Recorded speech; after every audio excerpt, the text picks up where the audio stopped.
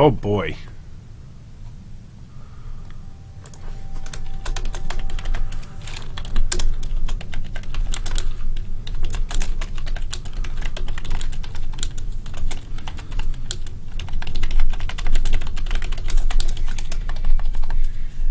There we go.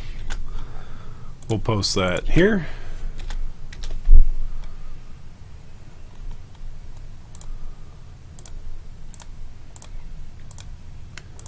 Lots of questions here today, lots of excitement. Which is good. That's good. We will get to everybody's predictions here in just a minute. We did a last minute predictions post last night, I think, that covered pretty much everybody's predictions. So we'll do that here in just a moment.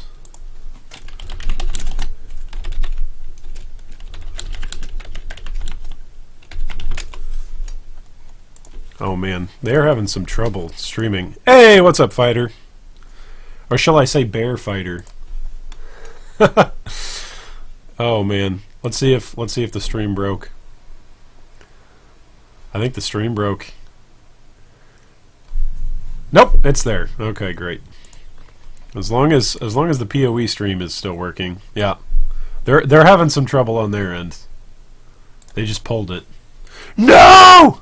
They just pulled it. Okay, well, while we wait for the stream to go live, as this is up, what happened? What's chat saying? Is chat, yeah, F in chat, right?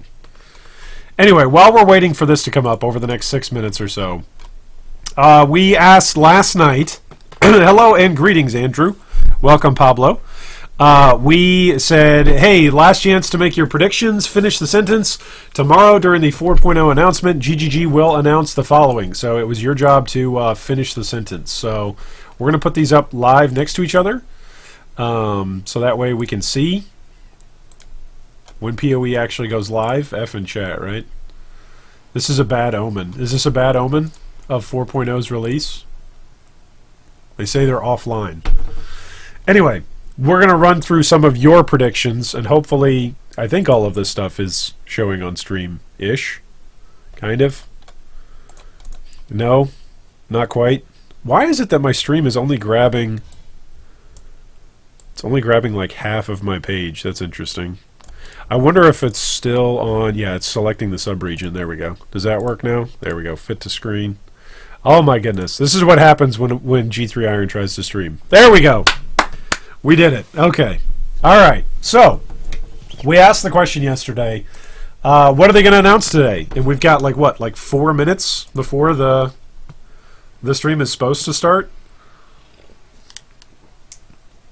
Which I actually don't know if they're going to announce 4.0 like even within the next hour or two. They might just have like a pregame show that might last for, you know, X amount of hours. I don't know. They said they're definitely doing stuff with streamers. So we're going to run through y'all's comments, highlighting some of your predictions for basically finishing the sentence. That's what we said. Finish the sentence. What do you think is going to get announced today? So a couple of you have said some really interesting things.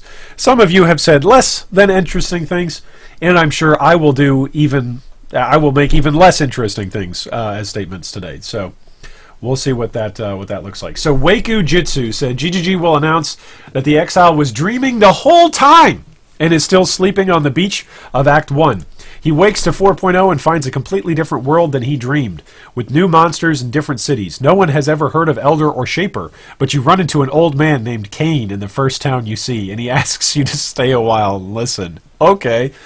This, of course, leads you on a long journey with new allies such as the Amazon and Druid. So basically, Waku Jitsu says that PoE 4.0 is going to be what D3 should have been, and that essentially PoE that we've known and come to love thus far was just, I guess, just like, I don't even know, like a bridge story in between, you know, D2 and D3. And this is the true origin or the true story of what should have been happening. Lootmaster Leet says we get Uber Elder, a fight with so many immunity phases that you wonder why you even need DPS. There we go. Near Tilt says 3.9. Yeah, that's good. Good prediction there. Zaval Null said improved server side code. Yeah, we're seeing the products of the improved server side code right now. PoE on a new engine, that has been confirmed that that's not happening. And anybody that says new engine in the stream today, just all of us as a community dogpile them and let them know GGG has said no new engine. So if they come out with a new engine, it would be because they patently lied to us that they were not working on a new engine, which I guess is totally within their rights. I don't know how I feel about a new engine if they were lying to us about it all along. Sylvester says the 4.0 patch. Yeah, really good dad joke there.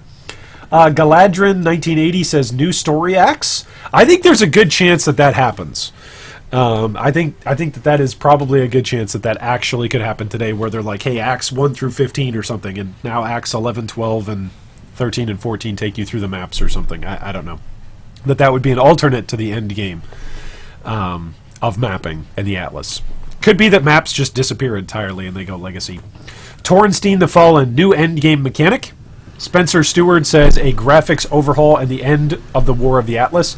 Yeah, that would be interesting. If the War of the Atlas just straight up ends, and like we just said, and mapping goes away entirely, that would be pretty incredible. If that happened, that would blow my mind.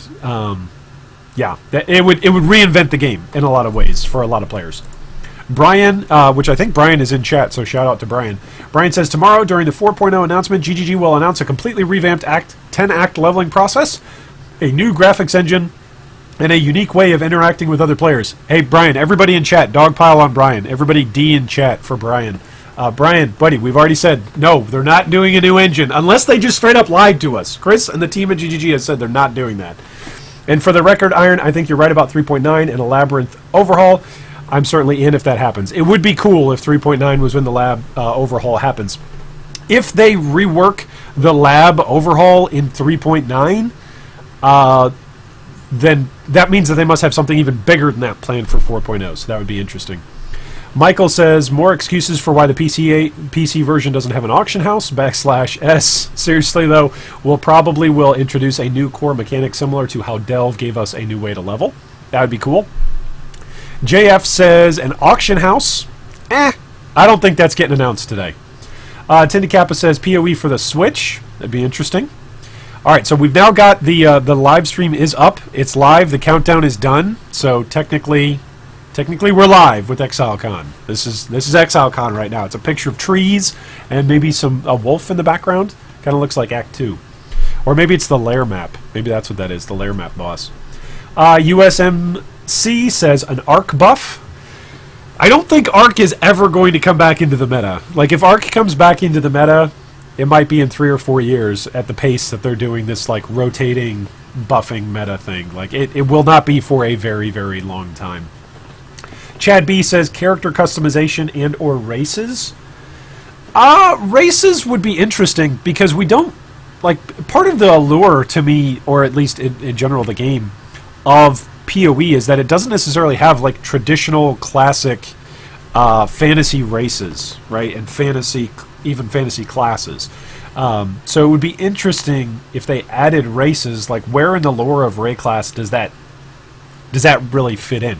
You've got different like legacies in terms of like different ethnic heritages, right? Like, you've got the Karuai, you've got the Vol, you've got people from Oriath, you've got people from Ray class, you've got people from, let's say, Sarn, right in the region around Sarn. You've got wild people that live even north of that. So, like, there's like ethnic backgrounds, but not necessarily races. So it would be totally outside of the at least the present game lore if they added something like that. Fossy Bear says shape-shifting. That would be interesting, especially with the D4 announcement that went on. What was that, last week, 2 weeks ago? So that would be pretty hilarious if shape-shifting went on, or there was some sort of druid, ascendancy that was added, which would be interesting. Yes, there are people that follow the lore, damn it. There are some of us that try to piece together pieces of the lore and care about it. Sheesh. A PoE development cycle so that you will get an extra league every leap year? That would be interesting. I'm just refreshing here to see what we got. Oh, we have an ad for Miller Lite. Oh, thanks. Thanks, Miller. Okay, Cleve Creaney says new ultimate abilities. New ultimate ability. Are you playing PoE, Cleve? I'm confused. 2OP says new enchant mechanic on Uberlab. Yep, this is what the stream looks like right now. So there we go. We're just showing off the picture of Exilecon. Maybe this is what it'll be like for the next 3 times. Maybe there's a queue. Maybe there's a queue to get in to actually see what actual Exilecon is like when we all try to log in the first day of a new league. Bruno says more fishing. Oh wait, never mind. Nobody heard of this. Shh, yeah. Bruno, you're going to get banned for sharing fishing secrets. Be careful, buddy. Mr. Lava says a new enchanting system, endless grind, lots of nerfing and some new buffs, better graphics, which means we need a new PC, which is a really bad trade system that will not be changed because it gives us something to complain and talk about. Some new trial and error mechanic for next league. Oh, and MTX. Yeah, I'm actually expecting there to be a lot of MTX today. Give us, I don't even know. Shout out in chat, if you're expecting MTX to be previewed today. I would think that today would be a massive, massive shopping advertisement for MTX. That's not to say that GGG isn't going to announce all this awesome, cool gameplay stuff, but I think that they're going to have a lot of eyeballs looking at Twitch, looking at YouTube, looking at replays and videos and highlights that are going to come out of today's whole announcement process and Exilecon in general. So I think that they would try and do some sort of massive advertisements beyond simply the Twitch drop boxes that you get, and as well, I think this weekend if you purchase points through GGG, I think they give you a mystery box as well. So little things like that, I think. Business end of things, I think, are definitely going to come out. Kentaro says crossplay. Big Boy says Skyrim intro. Now that would be interesting. If Exilecon opened up and it just fades, and you see a guy on the back of a cart.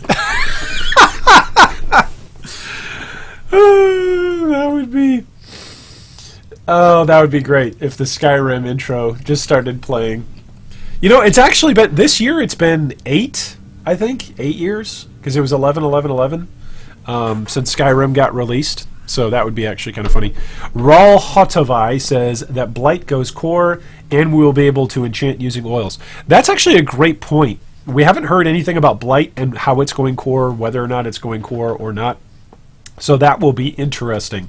By the way, if you have any last-minute predictions about 4.0, feel free to type them into chat now. You don't have to go over to the community page. You can just type them in the stream chat now if you've got any last-minute predictions for Exilecon or for things that are yet to come. Etienne says Diablo 2 style frozen orb spell. That would be interesting. And Venom Blade says we will finally get a proper cow level. Oh wait, wrong game. Jokes aside, I expect some new story, new engine, new alternative endgame system, lab enchant revamp if it hasn't already been done by then. So there you go. That was some 20 odd, 24 plus odd, 25 odd comments to finish the sentence. What you think is going to happen here at Exilecon, which it'll be interesting to see exactly what happens with the end game over the next couple of weeks and over the next couple of months, really. Because regardless of what they do for 4.0, I was actually having this conversation with some folks on Discord and on TeamSpeak earlier in voice comms, that it's pretty interesting to see, when you think about it, that there is a definite division in the player base about excitement for 4.0. Everyone's excited for 4.0, right? There's no division in the player base about that. But people who are excited for 3.9 versus people who are excited for 4.0, I actually asked the question today earlier on our G3 Discord, which you can join. I believe there's links down below in the video description or somewhere on the website. There's links. But basically saying, what exactly is it that's going to draw people in to PoE, to play PoE during 3.9, 3.10, 3.11, and 3.12? What's going to draw people in? Because right now, 4.0 is scheduled for December of 2020. So it's a full year away. It's even a year and a week, a year and 3 weeks. Yeah, today's the 15th. So, 16th if you're in New Zealand. So it's over a year away from now from when 4.0 is going to get dropped. So when it gets dropped and when it goes live, yes, we're all going to be excited. But what's going to keep us motivated to play in between now and then? Like, GGG's not going to be satisfied with just saying, hey guys, don't play our game for the next year. Don't worry about it. We're still going to release content, but nobody has to play our game over the next year. They're very incentivized on this league schedule for producing content and for producing new leagues that lots of players come back for, and that's the lifeblood of the company. So there's got to be something up their sleeve, not just for 4.0, in a year, but there's also got to be some pretty compelling gameplay in between now and 4.0 to keep us hooked and to keep players engaged. Otherwise, they're going to experience a pretty big dead period in between now and 4.0. So I'm interested to see what 3.9 is going to bring in. Pablo says crossbows. Yeah, maybe we'll see some crossbows. I don't know, though. Like, would crossbows really be that exciting to you guys in chat? Like, would it really be that exciting? If they announced today, we're adding crossbows, and that's like their big thing for 4.0, would you walk away from today going, man, that was amazing. That went above and beyond my expectations. They added crossbows, and or they added a new item slot. That was their big thing. I don't know. Richard says we need an upgrade to graphics, a story refresh, crossbows, and new classes.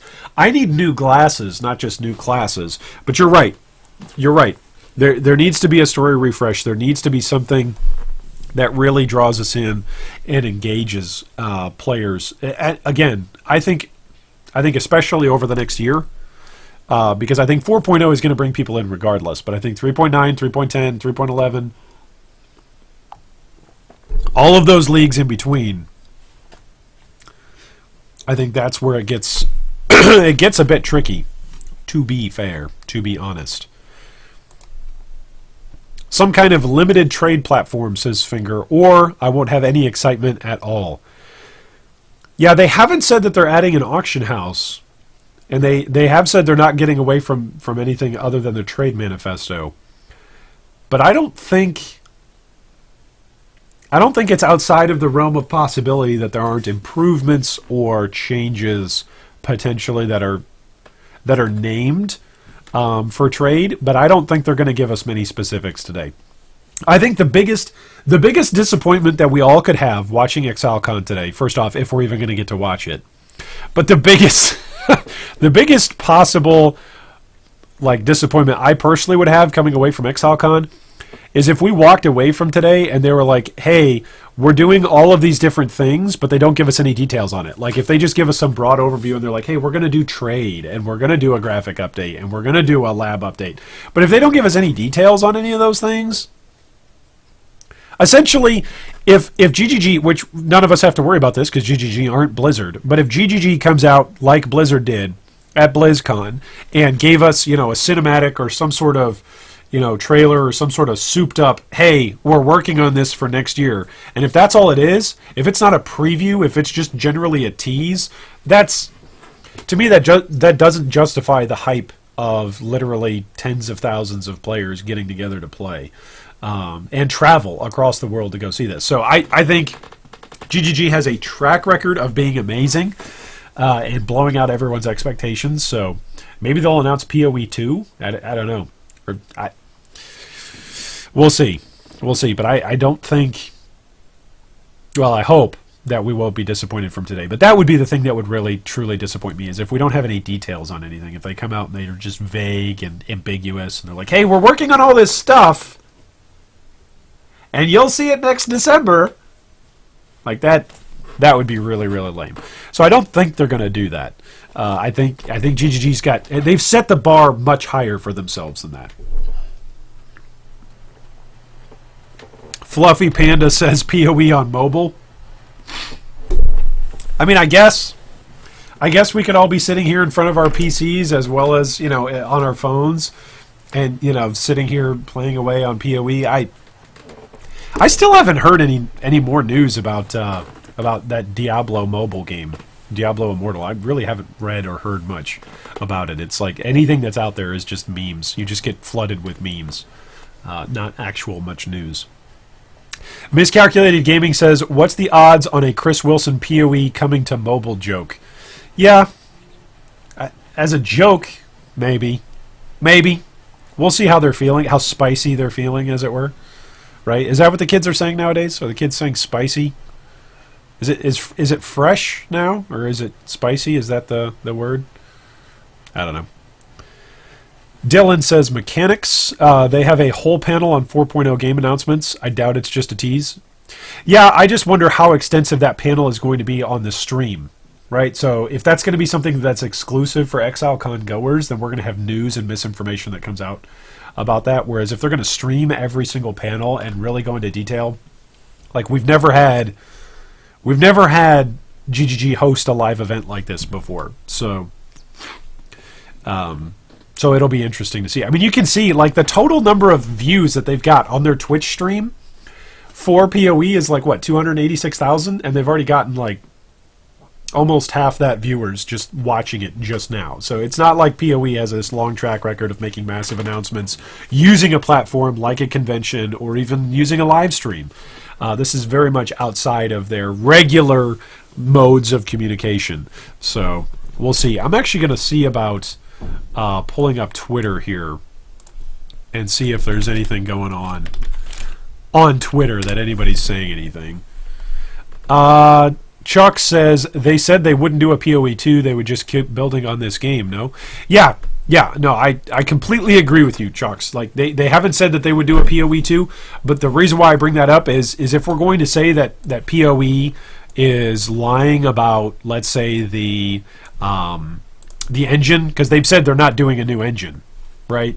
So if they're not going to do a new engine and they're lying about that, they really did, then at that point, why wouldn't they just work on a PoE 2, right? That's kind of my argument about the engine. So let's see if there's anything going on. Path of Exile on Twitter.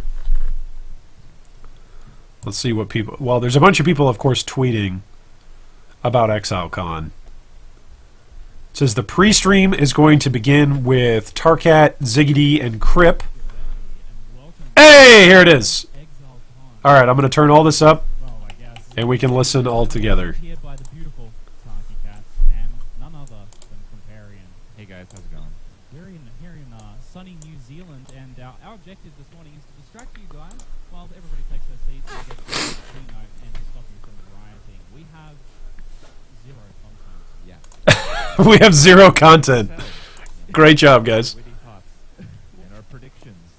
And we can tell you guys about the things that we've seen in the convention so far. There has been a few.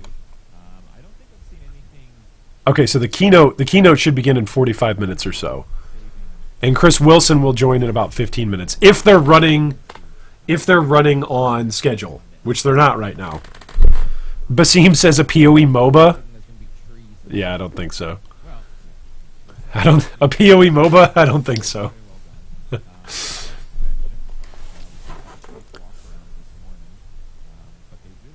8-player mode. IamWire985 says 8 players mode with a new engine. That would be interesting. 8-player mode. 6 has been what they've been the magic multiplayer number so far, but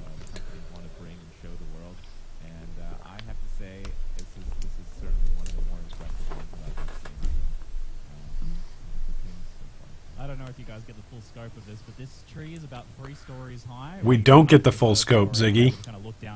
We only can see the 3 of you, Zig. Yes, it was very noisy setting this up, I imagine. Oh no. How do you think they got it to look so realistic? I mean, yeah. So Crip is making the accusation that volunteers have been sacrificed for the creation of the set. Nice. Miscalculated says, more than likely doing a complete overhaul of the engine with PS5 and a new Xbox coming out late next year. Now would be time to optimize what they have for the next-gen consoles. That makes sense. Be interesting. Diarf said, PoE Battle Royale MOBA for phones. Yeah. Alright, I gotta say this. I love Tarky. I especially love those socks and shoes. Those socks and shoes are 5 point. 5 out of 5. Wow, that's great. This has been a great intro.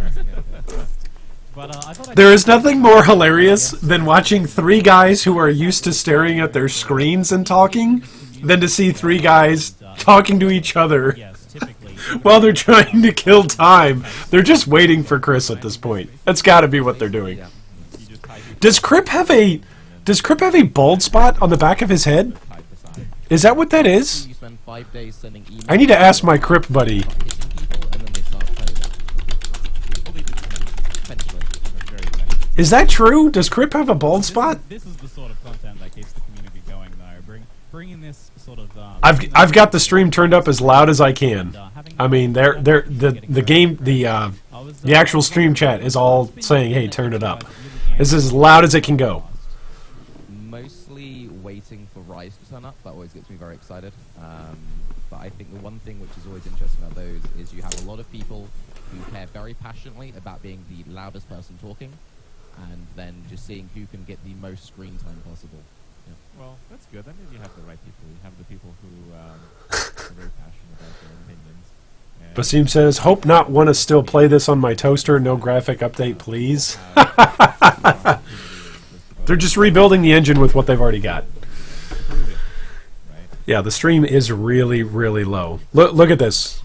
Look at this on my volume mixer, fellas. Tomorrow, I believe, on the This site. is as high as it can go. Hey, there you go. So that's very soon after the announcement. What do you think would be the thing that would blow you guys away and leave you arguing, It's as high as it goes. screaming at each other live here from Like, Exile? look at this. Look at this. It's as high as it goes. Spot, so thank you for that, Ziggy. I think the main thing really As high as it goes on the stream. I'm sure there'll be all different things that we're really excited It's as about. loud as it goes, folks. The lore. They're saying on the stream side it needs to be louder. So Most people won't care about that at all, and they just want to see who's the new guy we're killing or getting killed by. And what do they drop? And what do they drop? More important. Yes, most important. yeah, thank you, Crip. Thank you for bringing it back to what we get. Forget the bosses. Bring it back to drops. What are the new items that we're going to get? Maybe rares will be good again. You know? Maybe that would actually happen. Synthesis rares coming back. Maybe that'll be added to the core. You've had a pretty big impact on the development of the game, in particular, like the content cycle, telling you to be consistent. What has been the thing that you felt like you were able to? No surround 2 meter speakers. You can't watch the stream. Yeah. Well, I don't think I had to try particularly hard to get people into Path of Exile. I just had to feature the game that I like playing. I mean, for me, I always kind of did what I felt like doing, what got me up in the morning, and for a long time it was. Yeah, you don't do it. You don't do that anymore, though, do you, Crip?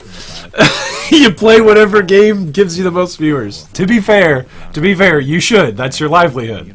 But that's what you do now. And I'd get up in the morning. Okay, I can make this work. I figured Oh. out this is how we're going to do it. And I love those challenges. When new leagues come about. Luis says GGG will release a Half-Life sequel.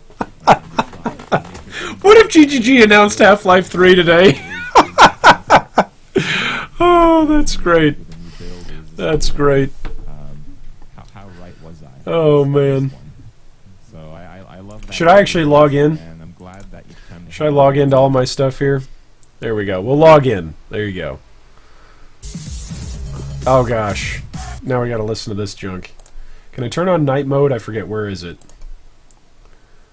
Let's do the 1080. Where's the night mode, people? Somebody show me night mode. I don't know how to do this Twitch thing. Did you enable loudness, equalization, and sound setting? I can boost the yeah, everything is boosted. I mean, everything is boosted. It's literally, if you look at the scrolling text on the Twitch chat, everybody wants it to be I'm a louder. fan of Path of Exile because there's lots of things here that look like Path of Exile, but I think it might be the other way around. Okay, James says, who's the guy in the middle? Because he looks like he fell straight out of a Charles Dickens novel. That's Tarkat, Maybe they did rewrite this beloved streamer, after playing and PoE YouTuber. In all seriousness, it's He hosts a weekly podcast. in New Zealand. The place itself has such a rich history. It's not one that a lot of the rest of the world is exposed to. Obviously, it's in the options. I don't see it. Right? I don't see night mode, folks. You see some of the movies that they highlight Maybe it's up on the here? plane. You come through, you enter. You know, I don't see it. Dark theme? Is that what we're looking for? Is that? Hey, there we go. Hey, we did it. All right. Yay. We made it happen. It's incredibly alike what you've seen in Path of Apparently, we Exile. were burning everyone's retinas. Interpretation of Okay, now we have Crip the talking about experience New of Zealand New history. and the culture that they have here is enriched from having played a video game. And it's such an I'm sorry. experience I'm sorry. that, I feel like Hey, they're turning it up. They're turning up the stream volume. Entitled to That's not me doing anything. That's them. You know, bonus or Hey. something from the country. I feel like they're like a national treasure here in a way, because while there's so much rich history here, there's very few outlets for exposure. How's it sound now? And Path of Exile, you know, Sound any better? go-to action RPG actually spreads New Zealand culture around. The Sounds world, hopefully better. which is insane. Better, worse? You don't even really realize Better, that until worse, you come here. sound? Yeah, it's something. They turned it up on the I've stream, experienced, so- And I know for myself, like you said, it's been a bit of a gateway, like seeing that stuff in Path of Exile, and then kind of like seeing the inspirations here from New Zealand, like the Maori art and culture has been really wild, and it's been one of my favorite things. Crip just looked directly into the camera and was like, "Yeah, did you see me just do 5 minutes on New Zealand history and culture? Yeah." Kind of New Zealand, that's brought you away to the first time here. Yeah, so the main thing for me is Ooh. recently, and the obvious things where you go, oh, I've kind of seen that in games. Seems like he did his homework on Kiwis. Before, Yeah, and maybe. You see like the skeletons of some of the birds. And He you're didn't like, say "That's g'day." a monster I've killed over and over and over again. I can highly recommend that everyone checks out Natural History Museums, because it's a bit different when you see a skeleton like this big in person, and then you've seen like the 20-foot version of it killing you in game. But it's exciting. For me, we went to this beach recently, and I felt like I was on the Twilight Strand. I haven't seen a beach before with like this black kind of rocky sand and random debris and things like that around. I found a giant driftwood club. I was extremely immersed. Ziggy got immersed in New Zealand. That's what he's saying. He's saying, "Hey guys, come to New Zealand, get immersed." Yeah. Okay. I know, but like even That's pretty minor details, hilarious. Seemingly like the grasses and things like that. And I feel like a lot of that's just lent to the PoE is a New Zealand national symbol. Things in New Zealand look very different if you've. I don't know about that. I'm not sure I'd go that far. Kind of ecosystem and landscape and stuff, but even me being from Australia, which is only a few hours away, it's still wildly different. So it gives a nice magical kind of. All right, Ziggy just summed it up, guys. New Zealand, different from Australia. Did you know? These action RPG games, they're like, I just sword can I get? realistically, Can I use? Crip, But, you know, Tarky, Arrow and helps Ziggy have you got run so much the knowledge about character. not only But at the PoE, same but just time, games in general Exile does have that. and the gaming industry. People That want to it's experience that side of things. it really A is lot of funny that the, they chose to put these guys up weapons as a that you start pre-game with are like, to kill time and build hype, clubs. waiting for Chris And to come on, again, they like, start resembling and ask some of them the not to talk about culture games, that but to developed, talk about New where Zealand. they're like, That's you know, it's the interesting. shark teeth around, and it's kind of like, you know, a sword. Yeah, I or saw a more picture gritty somewhere club. of Ziz, that Certainly, Ziz got a it bird to represents poo more on him. than just what That was people pretty expect. sad. They have a very strong flavor in the Path of Exile. 4.0, the New Zealand update. Yeah, Again, everything just says not "G'day" directly as you fight the zombies. but "G'day, there's welcome to all these San." beats that really Everybody talks like, oh, I forget his name. You also see Ah, that who's the name of the go trader to Auckland in Zoo, Sarn? this entire exhibit Stay out of the of shadows. bizarre I forget his name. giraffes. Anyway. And James says Australia, animals eat you. New Zealand, people eat you. Yeah, apparently, according to Ziggy D, I mean, he went to Twilight Strand in New Zealand. Apparently, that's a thing. Yeah, that blew my Wow. mind the first time I saw that. Direct inspiration. Oh yes. You mentioned kind of like the lore and feeling of the universe. Oh, the lore and I've been feeling very of the excited walking universe. around here and seeing I don't know. I'm being sort of obnoxious. feels I know like I'm being kind of obnoxious. I'm very very aware of how meaty, obnoxious I'm thick being. I'm kind sorry. of feeling It's to really it. tough to It's gonna say, be a hey, good let's day. get No on idea. three Not guys having whose any idea. expertise is gaming, Specifically, we were entertainment, avoiding any spoilers, and specifically this game, but we and then were talk doing about the predictions cultural kinda like history and the It's not a case background where we know everything and then we of pretend the it's like, geographic "Yeah, I location wonder where the what it game will is be." made. We I don't actually know. nothing, which is why we're talking here and Okay, now we've got and 32 actually minutes guess. until what? But again, We've got a new countdown timer. I don't feel they've been quite evident. It's not like there's a corner of Exilecon right now where they have this thing that we totally have never seen. 32 before. minutes It and really 30 kinda seconds hits to you what? as Until new Chris content. comes on? I think Or until the announcement? Because the schedule, I thought the schedule was that Chris was going to come on now. Surprised and impressed on what. Somebody help me out. Hargan, yes, Hargan is the stay out of the shadows. Yeah. I will Yeah, say new that there timer. is So some 30 minutes. I concept guess art now they're going waiting around for on the board that I think is Chris. new. What do you The think, concept chat? art, you never What do you really think? know. Let's There's a lot check of Twitter thinking, again. Have we seen this before? Yeah. Maybe. Yeah, characters and kind of different takes on characters. I'm gonna check the Exile It's like Con. an inspiration for something that will get changed in game, or if it's like a new. The Exile Con. direction What do you that call it? goes The for schedule again. Having a look at some of We're the gonna see. character concept arts upstairs. It's pretty exciting stuff. What's your wildest prediction, Taki, for what we'll see? Oh, here's the I know tree you've that they're been thinking talking about. We said we weren't going to do much predictions. By the way, here's the I know you've tree. been thinking about it. For anybody that was wondering about the tree Looking that at the Tarky merch store, was the talking about and celestial Ziggy was hats, talking about, there are gonna be a lot dead. more This cats looks like in Act 2, right? Isn't this in Act 2 Fortnite. with all I the think dead this bodies is the hanging? cat expansion. That's why they have me here. I'm putting I my don't know. money on that one. Lots of. I don't know. cats.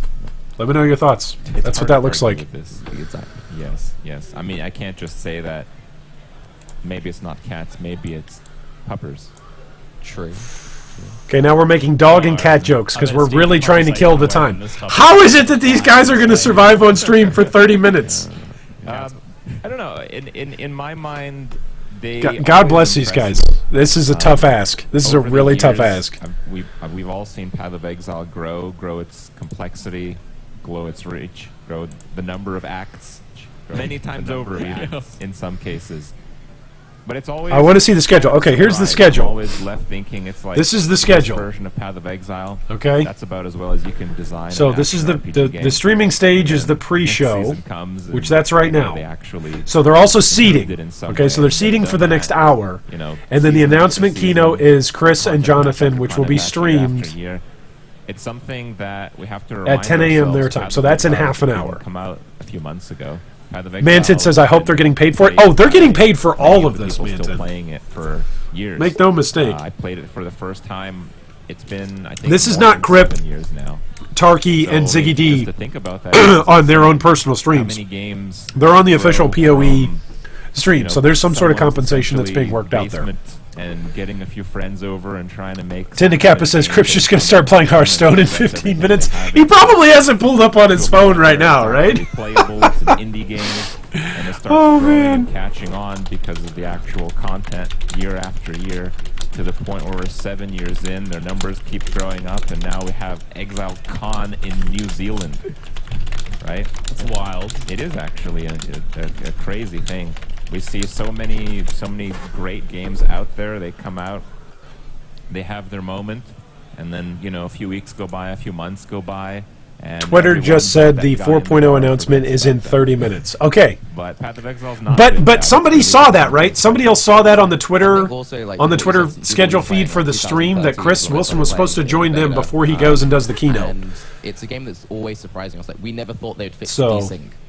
And all the guys back then, remember. Here we their go. What if we /OS collapse macros this? and they Can I? fixed Am I desync, good and then it's at like, streaming? oh, maybe they might get rid of Twitch? the No, difficulties, not at all. more What other merciless, features or like, options could oh, we yeah, do here? Act 6, 7, 8, 9. They had a few fixes for desync back then. I believe one. was called Notifications. Get rid of Chrome's all the. I wish I could just get rid of Yeah, all of yeah, this. yeah. Just give me Just get all just the the lights chat. on. Yes. Yeah. Yeah. Is it Very, this very one? good No, fix. clipping It is was like- is not except it has that. false Is it this flash. one? Yes. Yeah, just give me It was this. like Just the 280% screen life or something. and That the was chatter. wonderful There we back go. then. Because I want to see think- people I say think the Pepe and 300 number La has Toucan been a hit million by the higher times. level players, but yeah, this It's is like a time 9:30 in when, New Zealand right now? wasn't Yes, it just is. about You are getting correct, to max Alex. So level we're 30 because minutes that was away. Somewhat unobtainable.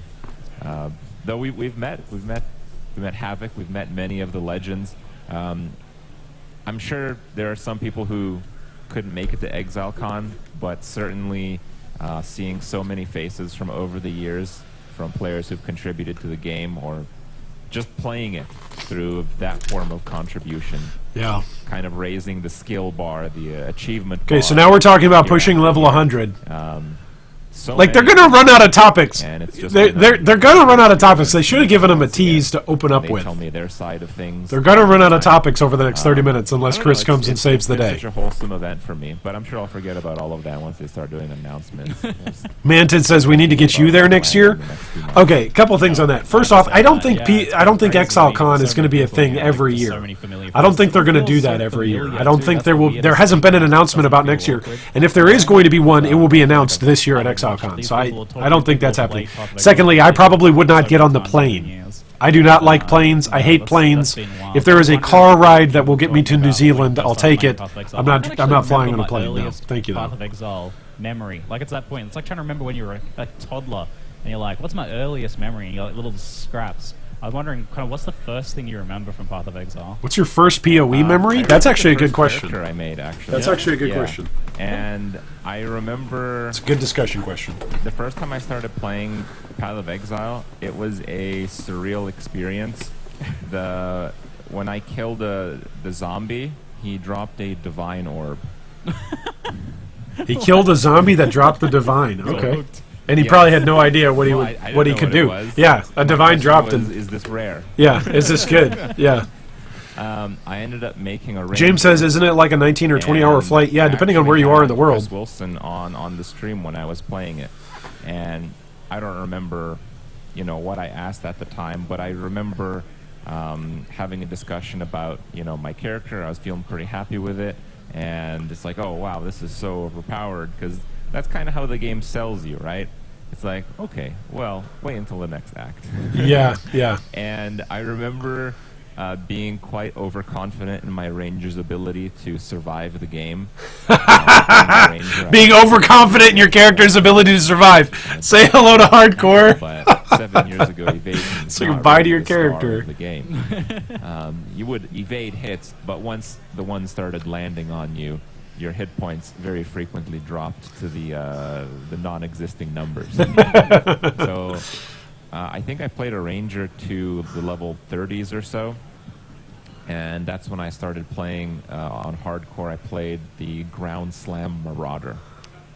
I recall Yes. that. Ground Such- Slam such Marauder. ground Shout out in breaking, chat if you remember builds Ground at the Slam time. Marauder. You get as much health as possible, and then you use Ground Slam and see what you Tinda do Kappa is says if they you offered get you as many 10K to supports talk as for 30 possible, minutes, Ground you'd Slam fly does with the 6 luggage? damage. I don't think I would, dude. Deal damage to the I've got a enemies wife and with kids. secret tech, This is yes. the idea. Everybody's in a different financial The spot, character was right? equally Everybody's in a successful. different I was a financial Shadow spot. because he looks For me, cool and Shadow sells I don't for think it. my I saw the my passive family spell would be tree and benefited from decided me I being will gone take for that every long to go to node which has Exile Con. claws written on it because Wouldn't be claws that are great. also cool.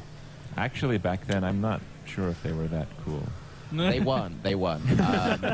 The idea was in place. I was like, this will be brilliant.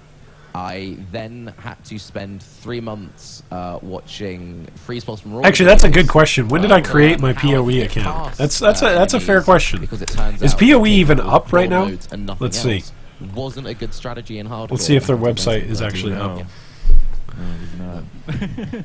I had a very similar strategy with the first character I remember. I don't even know if it was the first. 'cause it's Ziggy so- D's first it's so character. scratchy now. It was so long ago, but it was a. I don't even know if it was a shadow. It might have been, but it was a lightning themed character. A So I had lightning. Tempest Shield. I had Lightning Strike, and I had Spark, and I would rotate usage between those. And naturally, There you go. similar strategy to you. I got all of the lightning themed things on the passive tree that I could. Oh see. wow! Apparently, I'm coming up on my I wouldn't 5-year, very 6-year well anniversary remember being in the early parts of Act in 2. PoE. Apparently, I Made Val on joined that character. It was like just when Val November added, I believe. 26th of 2013. That was when this particular account joined. There you go. Combined with Cool. desync, a lot of the desync back then had to do with your character. So you actually had me beat there, Brian, And by several at months. that phase Man, back in the where day. the ceiling starts falling and the rocks start falling, and on normal they didn't really do any significant damage, but there was 4 difficulties. Manted, it's when you started playing D3. It was Yeah, normal, D3 and PoE pretty much think overlapped for me at the time, and I compared the Merciless. two. Yeah, around Ruthless. By it some started pretty getting bad a little metrics when I sketchy first started because playing both. falling rocks would hit you I for got like really half your upset health. when I fought And it Hillock wasn't the first just time and health tried to damage compare or it to the anything. gameplay of D3. You're all right. That It was, the but fact that's a that whole that's other the discussion. defense that That's was another happening. discussion for another And then day. Vol comes back up from Death the by ground, lag? and it's Vol Yeah. smash time, and you don't know if you're Server safe stability. before you People get that complain about server stability PoE's today definitely in grown a lot PoE, since then, but Yeah. I do have it's a lot very fond different. memories back It's a in lot the day of, different. oh, I've walked into this room and I haven't seen any mobs for 10 seconds. Oh, wait, never mind. And, Yes. and your character teleports across the screen. And it's Yeah, all good I'm work. sure Grinding Gear is glad they're chatting about, hey, this was how bad the game used to be. They just use abilities and they just kill They everything. work, they press a And your button, it character instantly is where yes. it is, and like who needs health potions even, right? You just use those flasks that increase your damage by 30%, that multiply with each of the other flasks that increase your damage by about 30%. Then you have like a lot of percent. So basically what we're saying is we're better than everyone else who played recently because we remember when we had to struggle. But it's true. Gatekeeping In 101, the right? Path of Exile, Yeah, everything was that's a struggle. In early game of especially playing PoE, hardcore everything and was a couldn't, struggle. Thus says Crip. There you go. always increase your item stash over time. I'm very glad the game has changed. Arthur since said, then. "First time I Whenever played, I feel felt like a nostalgic, champion I go getting to back Act and 3 in watch 3 Eto's hours. spend 30 That's minutes really to kill good. crab with ethereal knives and That's think, actually really good. You know what? I think modern day Path of Exile's a lot better. It's Wasn't fun the to game think was back, that but I bad think back then?" modern says day, Alex. 30 Yeah, it minutes was to not. crab, I'm glad things have changed. Well, There it were a was lot of probably a pretty lot good of to problems grab, with the right? game when I first started It playing. had a A yellow lot of name. problems. Wow. Yes. I do love bringing that video out on stream whenever people get a little bit too nostalgic. So does Ziggy? Here's my question. Ziggy's got a computer in front of him. Does Ziggy have like the timer, the Well, countdown, the main issue and a bunch of with the questions in earlier front of days him? Path of Because he's Exile not looking at the was screen at all. the So I game just was wonder so if that's there. difficult, but at the same time, the complexity was still there. So the opportunity to go through the passive skill tree and the different gem combinations was always there for you to try, and I mean actually I thought try I could have to be sworn able to Chris take was on the coming. game. I could have sworn they said Chris The was coming. first Come really on, popular build was fellas. Spork Totem because everything killed. We're just reliving a recap of PoE history. Is the stream Sorry chat to cut you losing off, Chris, viewers? but I hear I that bet we they have are a actually. fan coming on the stage to meet you. Ah! He's a big Yeah, fan. big fan of Crip.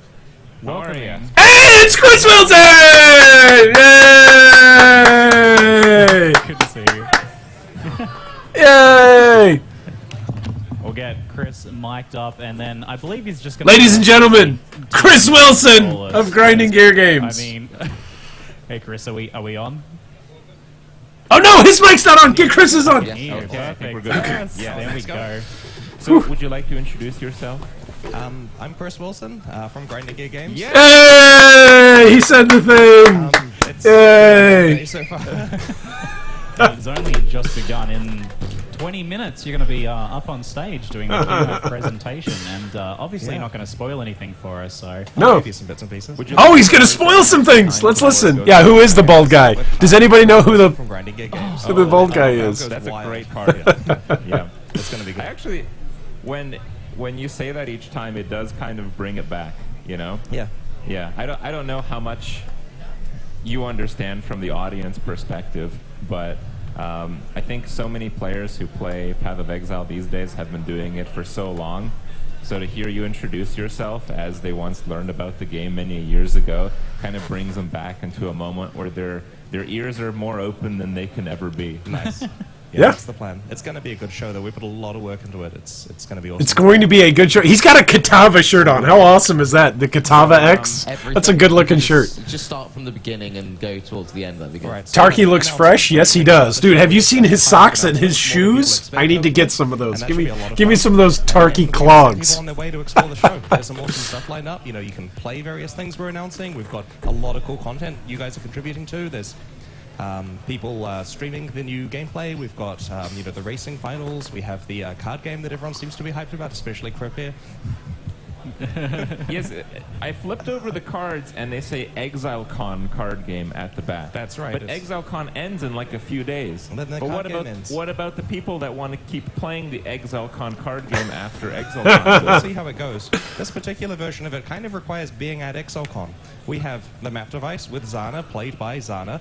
We have... Oh, you know, wow. it's an actual map device upstairs. We've There's got an a card actual game map table. device at Exilecon? That's We have cool. a lot of different staff members as monsters. I'll talk about it in the keynote, but it kind of requires, 120 people cooperating to run a card game for you guys. That's pretty That's cool. why everyone has terrible items and one transmutation orb. Oh, they'll get better items. It's like Path of Exile, right? We're going to get some awesome stuff. I swear to God. He saw a headhunter in this card game. So they've got some collectible card game that they're playing at Exilecon. That's actually pretty cool. That so far has been the biggest selling point. I might have to go back on everything I said about not flying, and my wife and my kids. Maybe I would go if they've got a collectible card I may game or may there. not have some if you'd go to my DMs or just take this opportunity to make some extra revenue. It's an inexpensive holiday. You only have like 4. 4 cards that have been in the same room as Chris. So they've got that premium, that people are buying extra con tickets to get extra starter cards. I've heard that. Extra. There's cards out there to buy from The new a new account creation is purchasing more Exilecon tickets. Farming the beach for That's those white funny. items, eh? We started about 40 minutes ago. Merziak, Stick $180 about 40 minutes and ago. get 5 more starter cards. Thank you, by the way. I know that from talking to you about this over the past year or two, Chris, that you've been super excited for this idea of Exilecon. How long has that been an idea for you that you've wanted to do something like Well, this? we posted about it publicly in May of last year, which is surprising. So that's 18 months ago that we were saying to the public we want to run this. It had been discussed for a few years before. But it was when we really had a specific plan for how we wanted to announce 4.0 that we had to make a convention around it. We needed to make a big deal about it, and we decided to do it the expensive way. Hence a multi-million-dollar convention. We decided to do it This the was a expensive convention way. formed around a massive expansion Yes, rather than the other way around. That's wild. that's right. We didn't make 4.0 a few weeks ago just to have some content to show at Exilecon. Well, there you go. There's a quote from Chris. They didn't just make 4.0 a few weeks ago. Video, That's you'll good to see know. it, and I wrote some slides last night, quite late. I left that VIP dinner early to do so. He wrote some slides. We're gonna have a PowerPoint presentation. Of content in that one That'll be hour great. keynote presentation. I've been told to speak slowly. Oh, yeah? Yeah, Can we have a demo of that? you'll see it in a few minutes. Speak slowly. All right. See, this is much better content now that Chris is here. Just gotta say. The roots of the players that play Path of Exile. Do you kind of see the player base as they are now and try to get the next step of evolution, or do you try? Alex to go says, back, "Man, it would be cool if you can take those cards and several exchange something content in cycles game." or several years Alex, try that's to actually that would go against into TOS because it would be considered RMT. It would be real see trading. as the Any trading that goes on outside of game can't affect anything inside a game. It's actually a violation of TOS, so just be aware of that. Existing players, and for something like Exilecon, we want to make sure to. Manted says, "Ask Chris how much MTX will cost for that tree at Exilecon." Yeah. But maybe there is in the future. And so we've also got stuff around like the map device and so on, which are related to the current version of the game. And so we made sure to both appeal to the nostalgia. He just said the of current some version years, of the like all game. people I've spoken to so far have been like, "Oh, I started with closed beta and so on." And those are the reasons So does why that- they came out to New Zealand. What because does that it's mean such about a 4.0? for so Yeah. long. We'll see. Though on the other hand, we want to show them the future. We want to show them what kind of stuff and we're working on and excite them about new things. Well, we're all excited, Chris. We're all I excited. think from the merch store, Yes, aside from Celestial Cat Socks, which is obviously the best, It is. what's your favorite piece? sense better. Okay. Yeah, I put 10 aside. 10. Yeah, for myself. Nice. The little plushies are quite adorable. I can What is the understand that. functionality behind the Chaos Orb ball? Like, Right. if you throw it at a piece of your older clothing, They have a physical chaos So orb. people That's ask me, cool. What are the RNG benefits of That's having cool. this Exalted Orb stress ball near your computer? And Oh, it's the there- Exalted Orb. Yeah, it is. There's no RNG improvements. You can't improve your clothes. But what happens is when you fail to improve them, when you fail to play Path of Exile successfully, you can relieve your stress by squeezing it. Exactly what it says on the packaging. We would not sell something that made the game better for you. I don't know. I There don't you know, go. People who play Path of Exile read the back of packaging. You know, it's just better to figure it out. I spent quite a while of some of my lifespan iterating on the wording on that packaging personally. I want to make sure people read it and appreciate Yeah, it. read the. You got to read the packaging. Kiwi players aren't That's very good great. at reading Reflect in particular, so I don't think they'll be reading the back of any cards. Nice. I hope you're not thinking of doing anything to that red shirt, Crib. I still have it around. Doing something to it might even be like washing it one more time. It really has a It's very an old limited red life shirt cycle that life. Crip's got. That's a part of the history as well, I feel. Intertwined. Diarf says, "Wait, we were not watching 40 minutes of New Zealand history for I fun." don't remember what it Yeah. was called. Is the first challenge league? Yes. Yeah. Did it have a name, or was it just Was that Anarchy and Onslaught maybe? Is the two leagues? They were the I ones believe it was. halfway through the open beta? I know it was. I know that the more difficult parts of completing the challenges were finding all of the exiles Right. and killing them. Yep. That'd Because be Anarchy. okay, the righteous Bearded Rogue says, her name- "Love your work and watching this on your channel and POE Twitch. Really brutal Keep up the good work." combat. Hey, thanks, Bearded. You would just, if she was on your screen, you went the other direction. Nice. Brutally We'll nice. do a. Next part of the Excel. We're streaming as much as we can here today, And the other achievement. and was, then the plan is the other probably Monday or Tuesday to have two videos come out. One that'll be like a summary video, And this is particularly and another that'll be like a reactions hardcore. video. Yep. Because very So few one will chat just ROMs basically or be items informational, that were being found. and the other At one will same pretty much time, just be many more opinion. of these items were exiting the league day by day. I understand. Yes. So So you very hard completed to the just have challenges one in in the your hardcore. inventory for the purposes of acquiring this T-shirt. Yep. We actually learned that when you post something, it's possible for the postal workers to rip the package open and steal it because it's marked part of Exile. We got a letter back from New Zealand Post saying your package was pillaged, which is the word for like a postal worker taking the shirt out in the post. So there's one of those floating around somewhere. Are these postal workers now legally regarded as pirates? Nice. And that's an illegitimate shirt. And I love how this whole segment was just about Crypt flexing on a Steel's t-shirt. So. Yeah. The whole part of this segment was just Crypt flexing with his T-shirt. Okay. The challenge leagues are still happening, of Absolutely. Yeah. course. Is there any kind of goal to try to have very few winners at the end? I think that, I mean, we stopped giving the shirts out a while ago for a variety of reasons, and the challenges are certainly completable. It's kind of a rite of passage thing where a lot of the player base feel they should be able to complete 36 or 40 of the challenges. Loosely in the future, we are looking at trying A lot of the player base think they should be able to complete 36. There's like less than 1% of the player base that does way that. of completing stuff. That's I mean, interesting. this ties into 100 conversations. There's questions about battle passes, which we're not doing at the moment for various reasons, partly because mixing money with challenges is something that's going to be very sticky.